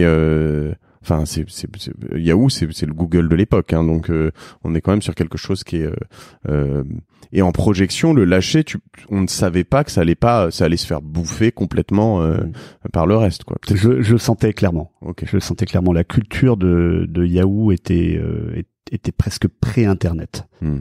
Je recontextualise en 2005, YouTube naît, quoi. YouTube, les premières vidéos de YouTube se mettent en ligne, donc on est quand même sur vraiment pareil, de la préhistoire. Donc tu quittes tout ça et tu te dis quoi à ce moment-là? Je prends des vacances parce que t'as 40 et quelques, 45. Ouais, j'ai probablement 45, oui. On dit, je sais pas si tu connais cette théorie, mais que en gros, à partir de c'est en dollars, je sais pas, mais 12-15 millions de dollars de patrimoine, au-delà, ta vie ne change plus. C'est-à-dire que, en gros, bon, si tu places bien ton argent, tu peux gagner 500, 600 000 dollars, euros par an, te payer, si tu veux, un gros bateau pour les vacances, t'es pas obligé de t'acheter une villa d'ailleurs, t'es pas obligé de machin, tu peux voyager en jet ou en ce que tu veux. En fait, ta vie ne change plus. Toi, t'es quasiment dans ce contexte à peu près à ce moment-là. Tu pourrais te dire, en fait, ça va, j'ai fait ma vie, j'ai 45 piges, non? Ça t'a traversé la tête? Ça m'a traversé la tête. J'avais toujours gardé dans un coin de ma tête l'idée que j'allais arrêter de bosser à 45 ans. Et à 45 ans, donc effectivement, j'ai un compte en banque bien rempli. T'avais tout pour arrêter de bosser. Voilà. Donc je fais d'autres choses qui sont importantes pour moi, comme par exemple moi, ma deuxième passion dans la vie en dehors d'entrepreneuriat, c'est l'escalade. D'accord. Donc je me remets à grimper sur toutes les falaises de la planète. Tu as vu ce reportage, fantastique sur Netflix sur l'équipe de deux personnes là qui montent la Darnwall. Oh là là, ouais, c'est fantastique. Et moi je suis pas à fond sur l'escalade, hein, c'est un truc que mais je l'ai dévoré ce truc, il est incroyable. C'est Darnwall. C'est une histoire incroyable, ils ont mis 7 ans à ouvrir cette voie. Qui est l'une des voies les plus dures du Yosemite. Et je connais bien le Yosemite parce que j'ai grimpé là-bas une voie qui est juste à côté de celle qui est faite par comment il s'appelle, Cadwell. Mais il y a un autre film que je conseille sur l'escalade qui est encore mieux que celui-là, qui s'appelle Free Solo. Ok. Je vais mettre les liens. Il est sur Netflix aussi, je crois. Ouais, je sais pas. Je suis pas sûr. Ok. Donc voilà, je vais marcher au Népal, je monte le Kilimandjaro avec les fondateurs de Kelkoo parce qu'on s'était promis de le faire quand Kelkoo serait un succès à l'époque. J'ai vu les photos. C'est toi qui es en jaune au milieu avec cette c'est moi, grosse doudoune, on te reconnaît pas. Hein. Ouais, mais il fait froid en haut du Kilimandjaro. Et puis je me dis bon bah ok, mais tous mes potes travaillent et je vais pas passer ma vie à faire du trekking ou de l'escalade. Donc il faut que je recrée une boîte. Ça dure combien de temps ça? Ça dure 6 à 9 mois. Ah oui, c'est rapide quand même. Ouais. Et est-ce qu'il y a une dimension sociale à ça? Est-ce qu'il y a un moment où tu te dis en fait si je me relance pas, j'existerai plus, je vais m'effacer de la vie? Alors oui et non, c'est-à-dire que moi je suis un peu un ours, hein. J'habite depuis 20 ans à Genève, j'ai construit Kelkoo depuis Genève et Tips depuis Genève. Non mais c'est hyper funky hein, Genève. Je suis pas, je déconne. Je suis pas du tout un réseauteur. Je vais me faire défoncer. Je suis pas dans les réseaux parisiens, ni à New York, ni à Londres. Je suis un peu sauvage. Mais par contre, ma vie sociale, elle est beaucoup dans mon entreprise. Elle passe beaucoup à travers mes équipes, mes clients, les partenaires, les éditeurs. Donc effectivement, j'ai besoin de ça dans ma vie pour être équilibré. C'est intéressant ce que tu dis parce que vu de l'extérieur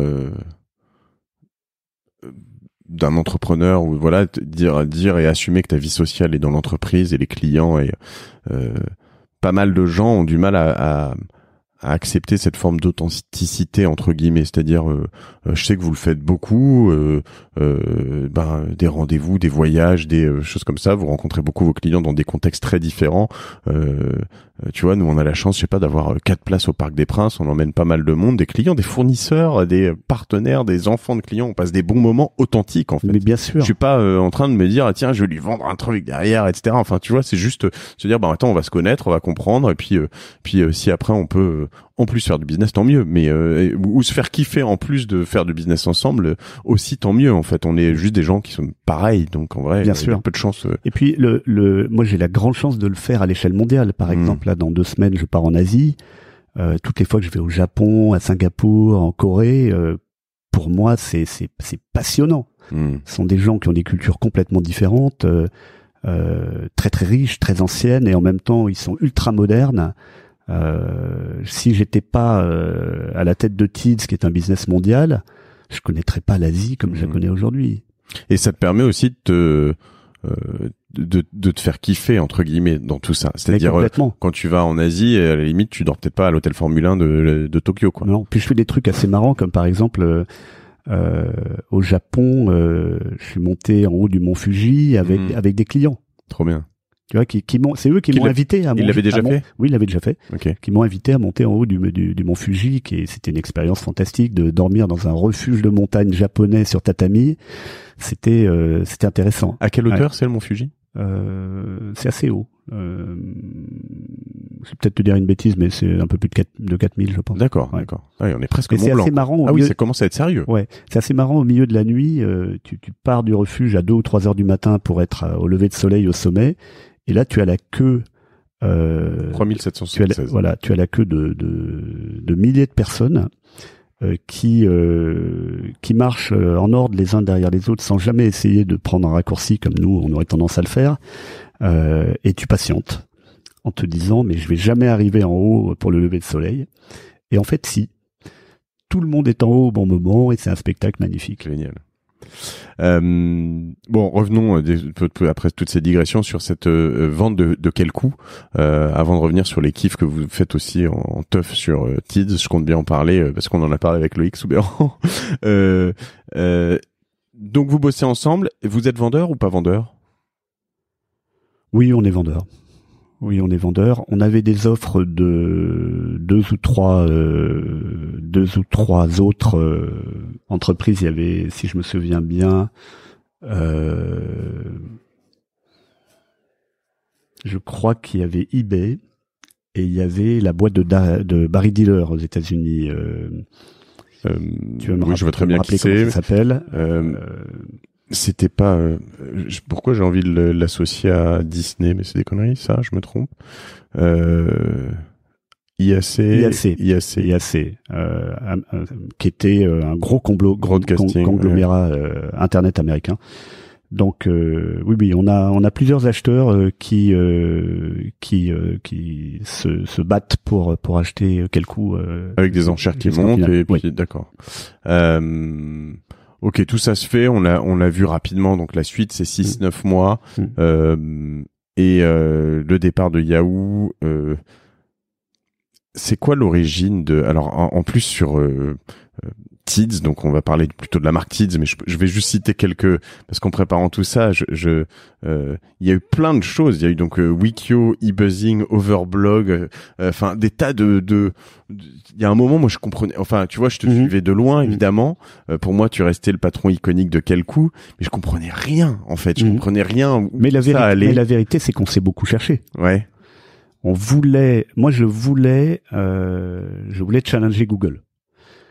Mais je savais pas par quel angle le prendre. Rester sur ce truc que t'avais pas réussi à faire. Voilà. Et donc, au début, on a cherché à le challenger carrément sur le search, en attaquant par le côté Google Actualité qui était très faible. Ouais. Donc Wikio, c'était un genre de super Google Actualité, bien meilleur que Google Actualité. Alors il y avait NetVibes aussi dans lequel. Alors NetVibes, c'était un autre projet dont j'étais cofondateur et co-CEO. On n'était pas loin de cet univers non plus. Ouais, assez proche. NetVibes, c'était une interface, et c'est toujours une interface web qui préfigurait un peu l'interface de l'iPhone en fait, avec des widgets très user-friendly. On parlait de l'importance de l'expérience utilisateur. NetVibes qui a été racheté par Dassault Systèmes. Donc voilà, on s'est cherché un peu. J'ai rencontré Bertrand Quesada à cette époque-là, qui lui avait créé une régie internet qui voulait aider les marques à contacter les influenceurs. Et moi, j'avais une technologie du fait de notre moteur de recherche qui permettait d'identifier les influenceurs, qui à cette époque-là étaient beaucoup des blogueurs.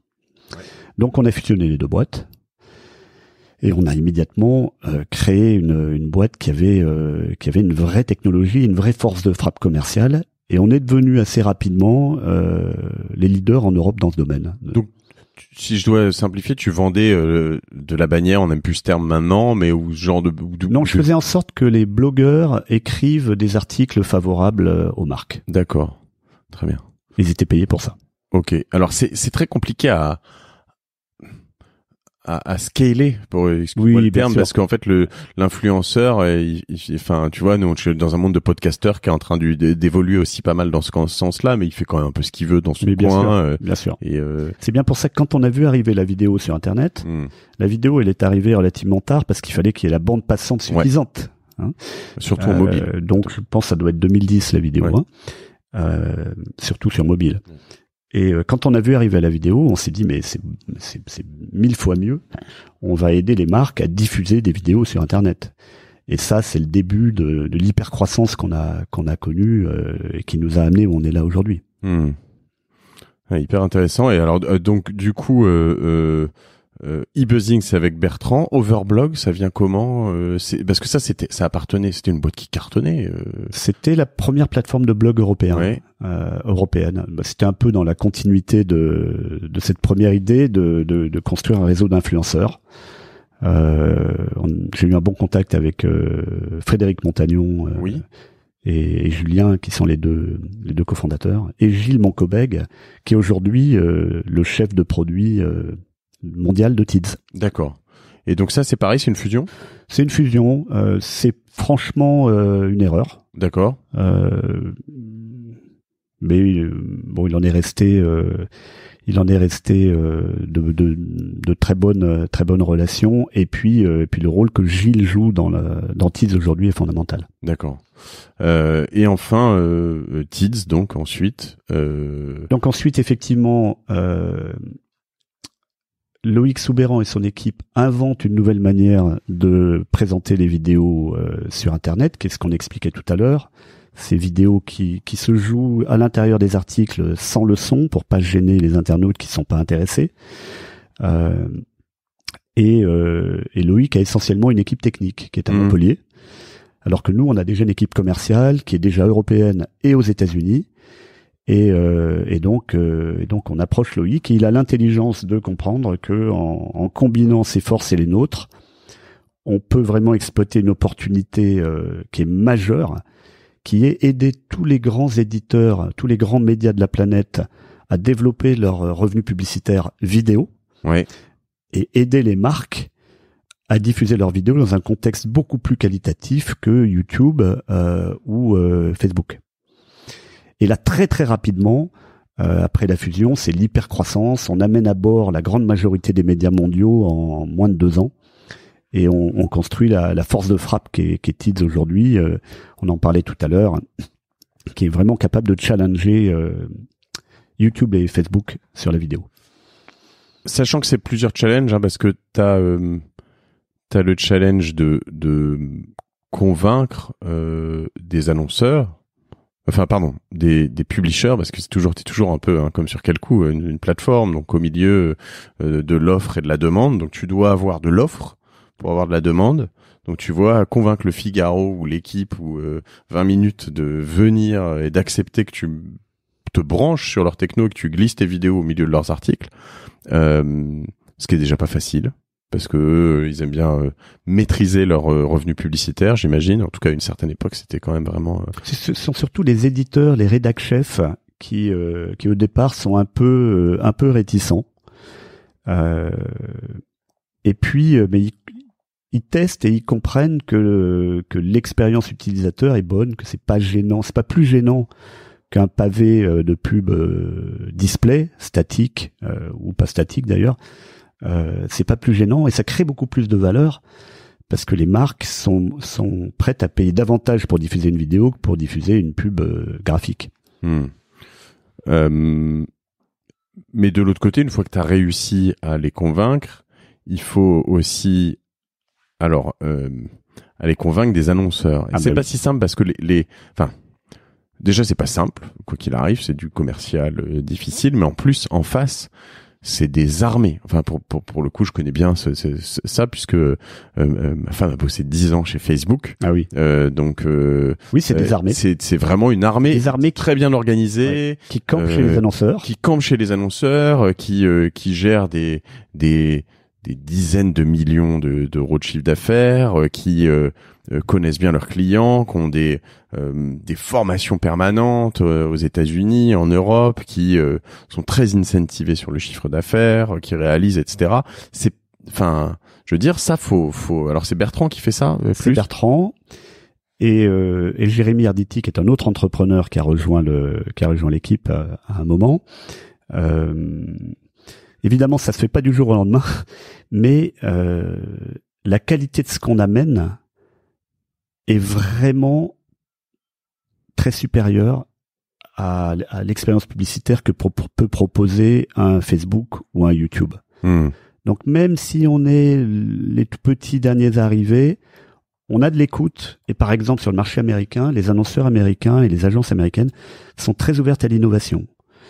Donc font des tests avec nous et constatent que ça marche et que ce qu'on appelle en termes publicitaires les KPI, c'est-à-dire les paramètres essentiels pour l'annonceur, sont bons. Qu'est-ce que c'est un paramètre important pour une campagne vidéo ? C'est est-ce que les gens regardent ma pub ou pas ? Combien de temps ils la regardent ? Si ma pub fait 30 secondes, est-ce qu'ils la regardent 5 secondes, 2 secondes, 15 secondes ou 30 secondes ? Et par exemple, si tu compares les résultats de Facebook avec les nôtres, on a un facteur 8 en notre faveur. C'est-à-dire que la moyenne de visionnage de vidéos au sein des médias, lorsqu'on diffuse ces vidéos, c'est un peu plus de 11 secondes, alors que la moyenne des vidéos qui sont dans le newsfeed sur Facebook, c'est 1,7 secondes. Et ça, c'est pas moi qui le dis, c'est Procter & Gamble qui l'a déclaré dans Marketing Week. Et en plus, c'est difficile de voir, sachant que chez vous, ils peuvent complètement sur Facebook aussi, tu peux la zapper, mais c'est pareil. C'est pareil parce qu'en fait, t'es pas obligé de la regarder. Et non, quand t'es obligé, tu sais pas s'ils regardent. C'est le même dispositif. D'ailleurs, Facebook l'a copié sur nous. Un jour, on a le temps, je t'expliquerai comment ça s'est passé. Mais Facebook l'a copié sur nous. La différence, c'est le contexte.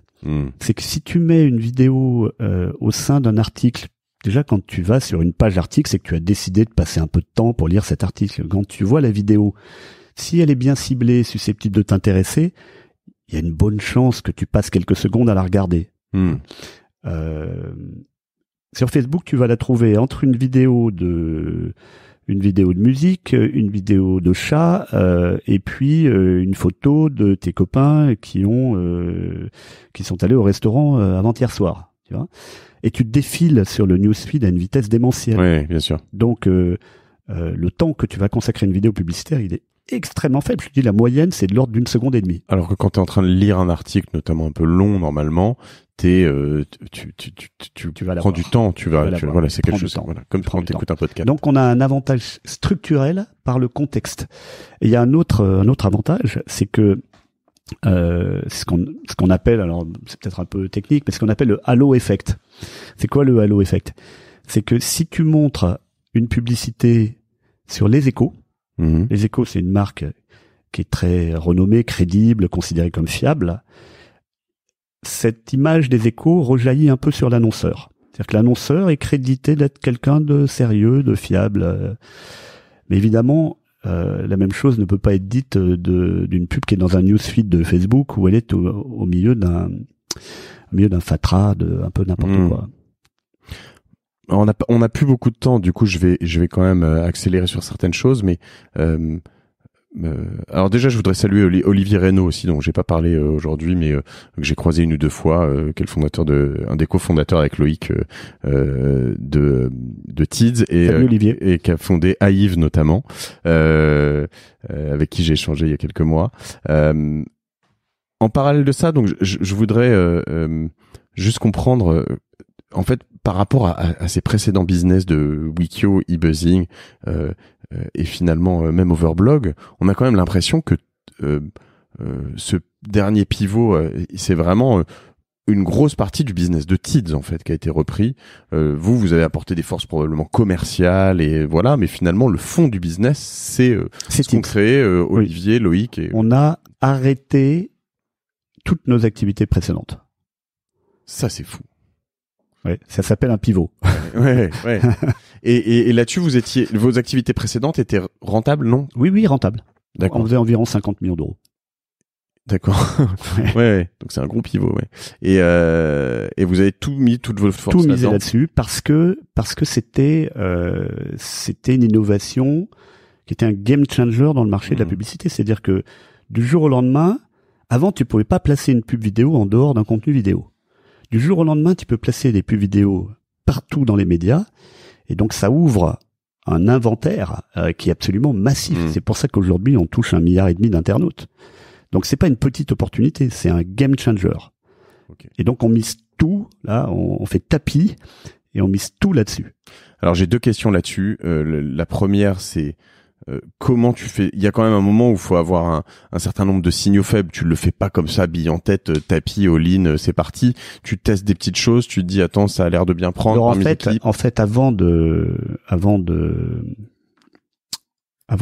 racheter l'équipe de Loïc, on avait cloné leur technologie et on avait déjà commencé à la déployer de notre côté. D'accord. Donc on avait un bon degré de connaissance du potentiel que ça pouvait avoir. D'accord. Mais on souhaitait pas, on pouvait les concurrencer et très probablement emporter la mise. Mais on souhaitait pas le faire comme ça, on préférait s'associer pour être plus forts ensemble. Oui. Plutôt que se tailler les croupières. De s'entretuer, oui. Et l'autre question, justement, vient par rapport à ça. C'est, tu as dit tout à l'heure, sur la période, quel coût, au début, t'étais pas habitué à faire ces fusions-acquisitions, tu lâchais 30% à chaque fois.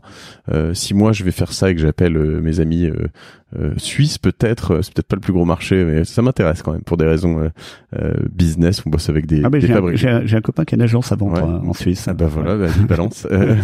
je vais lui dire de venir à Paris, on va voir. Bah, s'il est vendeur, peut-être qu'il va venir. Mais non, j'irai volontiers.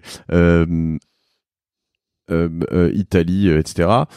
C'est quoi les gros learnings du coup maintenant? Qu'est-ce que t'as appris? Comment je dois le faire pour à la fois pas me saigner moi-même, pas les saigner eux. Mais le point de départ, c'est un peu comme quand tu crées une boîte avec des cofondateurs, même à partir de zéro. Ce qui est très important, c'est de savoir quels sont les talents des uns et des autres et quelle va être la contribution de chacun au succès de la boîte. Et ça détermine le partage des actions au départ. Quand tu fusionnes avec une boîte, c'est finalement la même chose.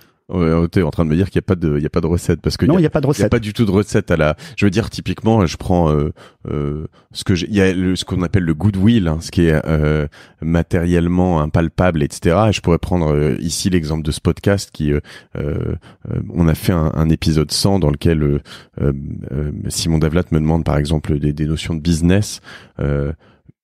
J'ai oublié de lui dire que probablement le plus gros business que ça rapporte, ce podcast, c'est des clients à Cosa Vostra qui comprennent comment on fonctionne, qui je suis, qui savent en fait l'état d'esprit dans lequel on est, qu'on est des bonnes personnes, qu'on est authentique, qu'on essaie de bien faire notre job, etc. C'est typiquement comment je valorise ça, tu vois. Est-ce que je peux dire à un Italien, je vais me dire moi je m'en fous en fait, je suis en Italie, ça va. Je peux dire ouais mais bon je peux peut-être ramener tu vois Kellogg's ou Google que j'ai signé en France sur plusieurs pays. C'est hyper compliqué. Oui, ça a une bonne part de subjectivité. Après tu regardes les chiffres quand même, les chiffres d'affaires, les taux de croissance, la profitabilité. Et plus tu grandis et plus le rationnel est important. C'est vrai que quand aujourd'hui je regarde une boîte pour éventuellement la racheter, je regarde avant tout taux de croissance et EBITDA dans profitabilité.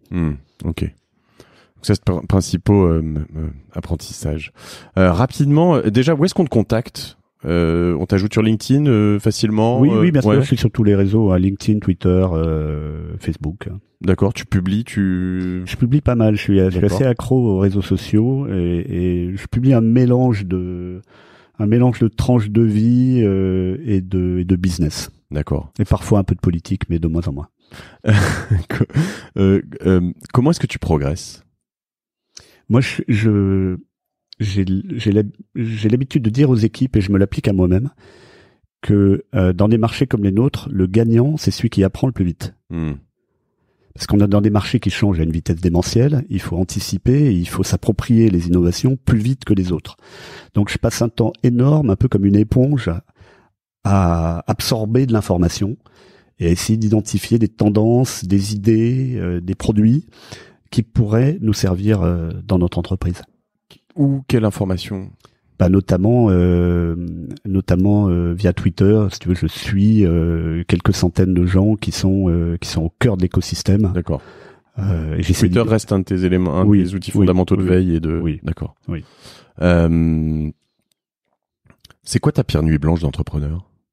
Ma pire nuit blanche d'entrepreneur, c'est quand Google, à l'époque de quel coup ça date, quand Google a lancé du jour au lendemain un comparateur de prix qui était gratuit pour les marchands, alors que nous, notre business model, c'était de se faire payer par les marchands. Relou. qui était très bien fait avec un moteur de recherche bien mieux foutu que le nôtre. Et là, j'ai pas dormi pendant 2 nuits parce que je me suis dit là, on est foutu. Comment on va s'en sortir? J'avais surestimé la capacité de Google à s'appliquer sur un créneau finalement relativement mineur pour eux. Et en fait, ils ont très mal exécuté. On parlait d'exécuter tout à l'heure. Ils ont très mal mis en œuvre. Alors que nous, ça a été un électrochoc énorme. J'ai réuni toutes les équipes en urgence et on a en fait redéfini notre produit comme un moteur de recherche shopping dans la période qui a suivi, ce qui finalement a résulté en une croissance vraiment accélérée. D'accord. Mais j'ai vraiment eu très peur. Parce que c'est vrai que quand tu es une boîte petite, tu vois, à l'échelle mondiale, comme l'était Kelco à l'époque, si Google prend un focus sur toi, t'as assez peu de chances d'en réchapper. D'ailleurs, depuis, Google a tordu le cou à Kelco, à Le Guide, à tous les comparateurs de prix. Tu sais qu'il y a une procédure en Europe où ils ont été condamnés, c'est en appel à l'heure actuelle, mais ils ont été condamnés à plus de 3,5 milliards d'euros d'amende, notamment pour abus de position dominante. C'est-à-dire qu'aujourd'hui, tu trouves quasiment plus aucun comparateur de prix sur les pages de Google. Alors, si tu cherches bien, comme l'Europe les a condamnés, tu peux trouver un onglet quelque part où tu verras des services des comparateurs de prix. Mais ils ont bouffé ce marché. Et là où ils ont été malhonnêtes, c'est que maintenant ils font payer les marchands. Ce qui est relou, c'est que pour les comparateurs, c'est l'Europe qui prend de l'argent, mais c'est pas eux, quoi. Enfin, oui, mais derrière, je pense qu'il y aurait, si la sanction est confirmée, il y aura du pénal. D'accord. Alors ça va durer, l'histoire dure depuis 10 ans. Hein. Ça, c'est le rythme de l'Europe. Hein. Mais derrière, il y aura du pénal et donc il y aura des indemnisations pour les sociétés qui sont pas mortes, parce que la plupart sont mortes évidemment. On n'a pas abordé beaucoup la cession de Tids, donc a été rachetée par donc Altis, Patrick Drahi, que je voudrais avoir sur ce podcast. Vous allez m'aider, Geoffrey et toi. Et récemment, des rumeurs de revente. Alors, tu dois pas pouvoir commenter tout ça, évidemment, Toi, t'es encore actionnaire de Tids. Moi, je suis encore actionnaire très, très minoritaire. Évidemment, j'imagine. T'as quand même vendu pas mal de parts, j'imagine. C'est ce que je voulais dire tout à l'heure par rapport à la période aussi où t'aurais pu rester tranquille et faire vivre ta vie. Je crois que t'as remis quasiment tout, hein. Tout mon cash. Tout ton cash. J'ai tout remis dans Tids. Il y a un moment, t'es à poil, de nouveau. Oui, il y a un moment où je voyais le mur arriver. Ouais. Et où je pouvais pas vendre d'actions parce qu'elles étaient pas liquides. Donc sur le plan de mes finances personnelles, c'était un petit peu tendu. Pourquoi on fait ça? Pourquoi tu fais ça? Parce que je crois énormément à ce qu'on fait. Je crois énormément à ce qu'on fait et puis je suis un peu joueur. Et donc effectivement, j'ai eu la chance de rencontrer Patrick Drahi il y a 3 ans. Ouais. C'est un grand entrepreneur qui est souvent mal connu des Français parce qu'il habite pas en France, il habite en Suisse et en Israël. Je peux voyager, hein, c'est l'un des entrepreneurs les plus successful du monde et de tous les temps en France. Donc c'est SFR, c'est BFM, mais c'est aussi un gros business aux États-Unis et dans d'autres pays. Et il y a eu un bon fit entre nous.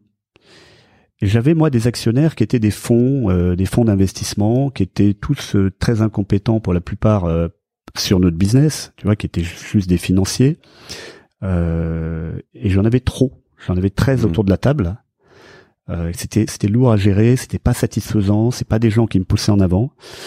Et donc quand j'ai rencontré Patrick Drahi, je me suis dit ça serait quand même beaucoup plus agréable d'avoir un seul actionnaire qui est un entrepreneur plutôt que d'avoir purement des financiers.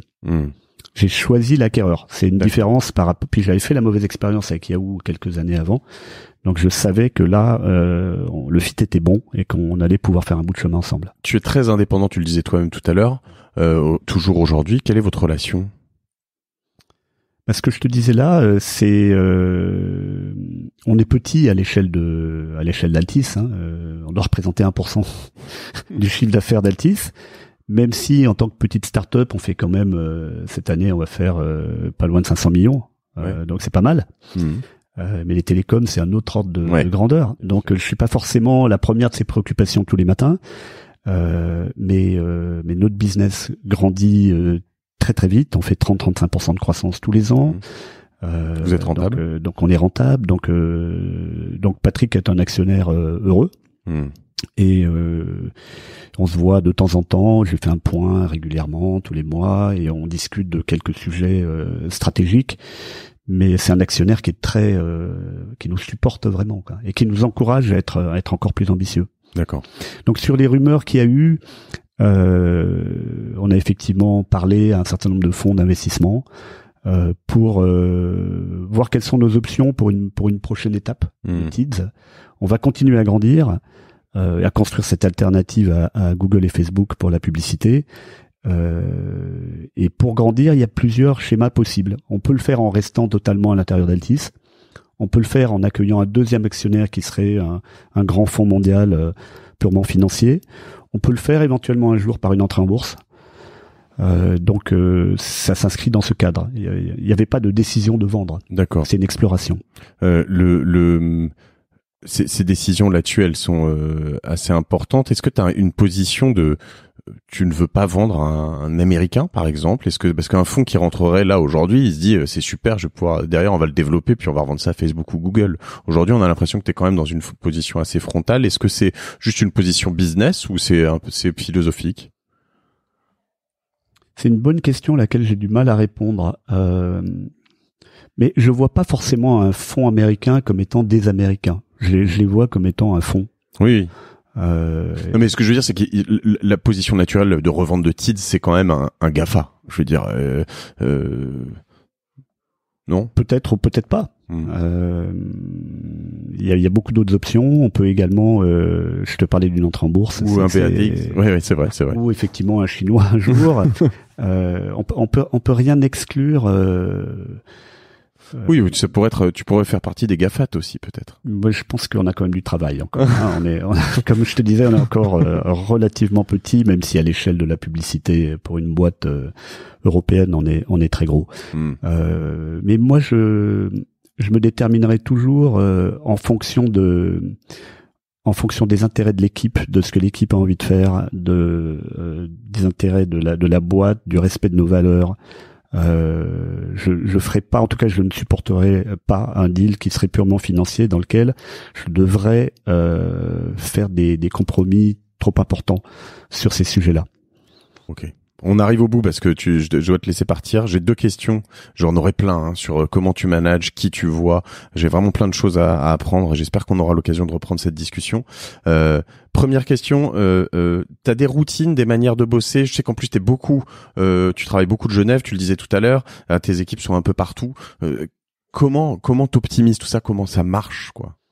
Oui, ma routine, c'est que avec mon premier café le matin aux alentours de 7 heures, je regarde les chiffres de la veille. Et ça détermine mon humeur pour la journée.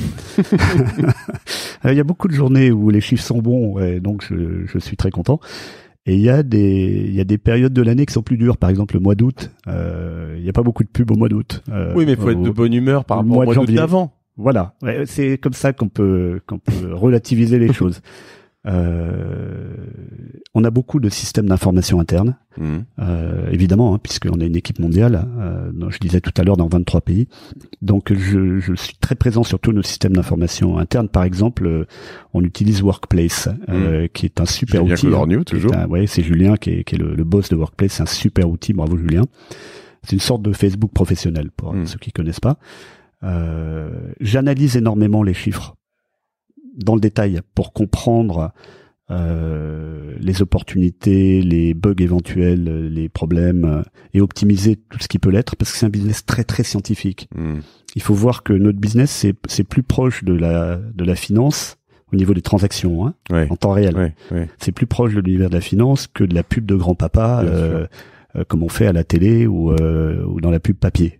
De vendre des 50 pages de pub. On a par exemple des équipes et des outils de data analytics qui sont extrêmement pointus, quoi.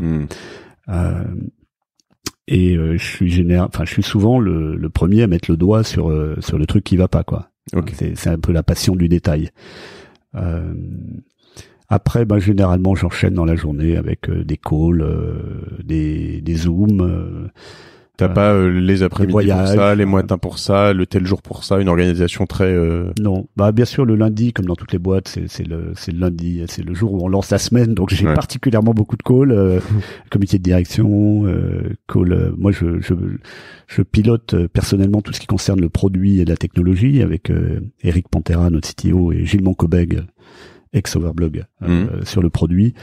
Donc on travaille ensemble beaucoup le lundi. Et là-dessus, tu as une politique sur les calls, ils doivent pas durer plus de tant de temps Non. ou... Non. Et toute dernière question sur les livres, tu lis, il y a des livres que tu recommanderais, des livres que tu as offert beaucoup à tes équipes en interne. Ouais, je lis moins qu'avant Internet. Je lis moins de bouquins qu'avant Internet parce que je dois lire au moins une centaine d'articles par jour en anglais et en français. Toujours pour apprendre, tu vois, pour être une véritable éponge, pour savoir tout ce qui se passe dans l'écosystème. Tu les partages, ceux oui, que t'aimes bien sûr. Ouais, sur Twitter. Je les partage sur Twitter et puis en interne. Mais j'essaie quand même de lire. En ce moment, je lis beaucoup de bouquins asiatiques. Cet été, j'ai lu le livre d'une jeune Coréenne qui a échappé au goulag nord-coréen. D'accord. C'est terrifiant. J'ai lu un bouquin très très épais d'un Chinois qui raconte sa vie et il est passé à travers des choses absolument terribles, révolution culturelle, etc. C'est vachement impressionnant. C'est j'ai lu un bouquin d'un Japonais qui a survécu à la guerre, à la fin de la guerre dans les Philippines, et ça ressemble un peu à du Céline. D'accord. C'est très très bien écrit. Aurélie, avec qui je travaille, elle va te demander les liens là-dessus, ou si tu veux bien, les noms de ces 3 bouquins. D'accord. Il y a une volonté, tu as parlé de l'Asie aussi tout à l'heure, bon, tu es un peu partout, hein, mais une volonté de mouvement à l'Est, ou c'est là juste... On a un potentiel énorme en Asie. Énorme. C'est le marché qui se développe le plus rapidement aujourd'hui. Oui, donc il y a une volonté, puis en plus, c'est vraiment... pour ceux qui nous écoutent, qui ont 20 ans, là, il faut aller voir là-bas comment ça se passe. Hein. Même pour ceux qui ont 40. Très bien. J'ai une question que j'ai pas abordée, j'avais dit que je l'aborderais. Les teufs de Tids, quoi. Parce que Loïc dit, ça c'est le... Oui, j'ai découvert qu'il disait que c'était pas trop son truc. Ouais, que c'était le tien, et que voilà, mais donc vous faites des sortes de méga teufs une fois par an, je crois. Quand t'es une équipe mondiale, c'est important que de temps en temps les gens se touchent, se voient et passent un bon moment ensemble. Le gathering, voilà. Et c'est pas que une teuf, c'est aussi briefer tout le monde sur la stratégie, des workshops par métier, etc. Mais effectivement, il y a aussi un côté festif. Et j'essaye de faire ça à peu près tous les ans. Ça devient de plus en plus difficile, hein, on va bientôt être 1000. Là, on est 850 à l'heure actuelle. Donc, je sais pas si t'imagines la logistique pour faire venir des gens de Corée, de Japon, du Brésil, du Canada, de Dubaï, de Pologne, etc., quoi. Donc, je pense on fera peut-être ça plutôt tous les 2 ans que tous les ans. Jusqu'ici, on le fait à peu près tous les ans. Mais c'est un moment très important dans la vie de l'entreprise. C'est un moment de communion, qui ensuite va faciliter la vie de tout le monde pendant toute l'année. 2 ou 3 jours, c'est généralement 3 jours, oui. Ouais. J'en ai fait une avec ma boîte. Faut trouver un pays aussi pas très cher, c'est important, parce que sinon tout de suite ton budget explose. Hein, on commence à avoir fait un peu le tour du monde, donc. Très bien. Écoute, je te remercie, Pierre, pour ton temps ce matin. J'aurais eu plein d'autres questions, mais on se refera ça. Merci Mathieu. Je te souhaite, je te dis merde pour la suite, et puis je te remercie, Geoffrey, aussi pour tout ça. À tous ceux qui nous écoutent, j'espère que cet épisode vous a plu. J'ai remarqué, parce que je vous surveille un par un, qu'il y en a certains d'entre vous qui ne partagent pas cet épisode, qui ne partagent pas ces épisodes, ce podcast autour d'eux, à la main, par texto, sur WhatsApp ça fonctionne, sur Twitter ou LinkedIn c'est très bien, hein, mais voilà, c'est comme ça que je grossis. C'est une manière très organisée de faire, mais qui fonctionne. Donc je vous surveille. Continuez à partager. Merci à tous. Salut.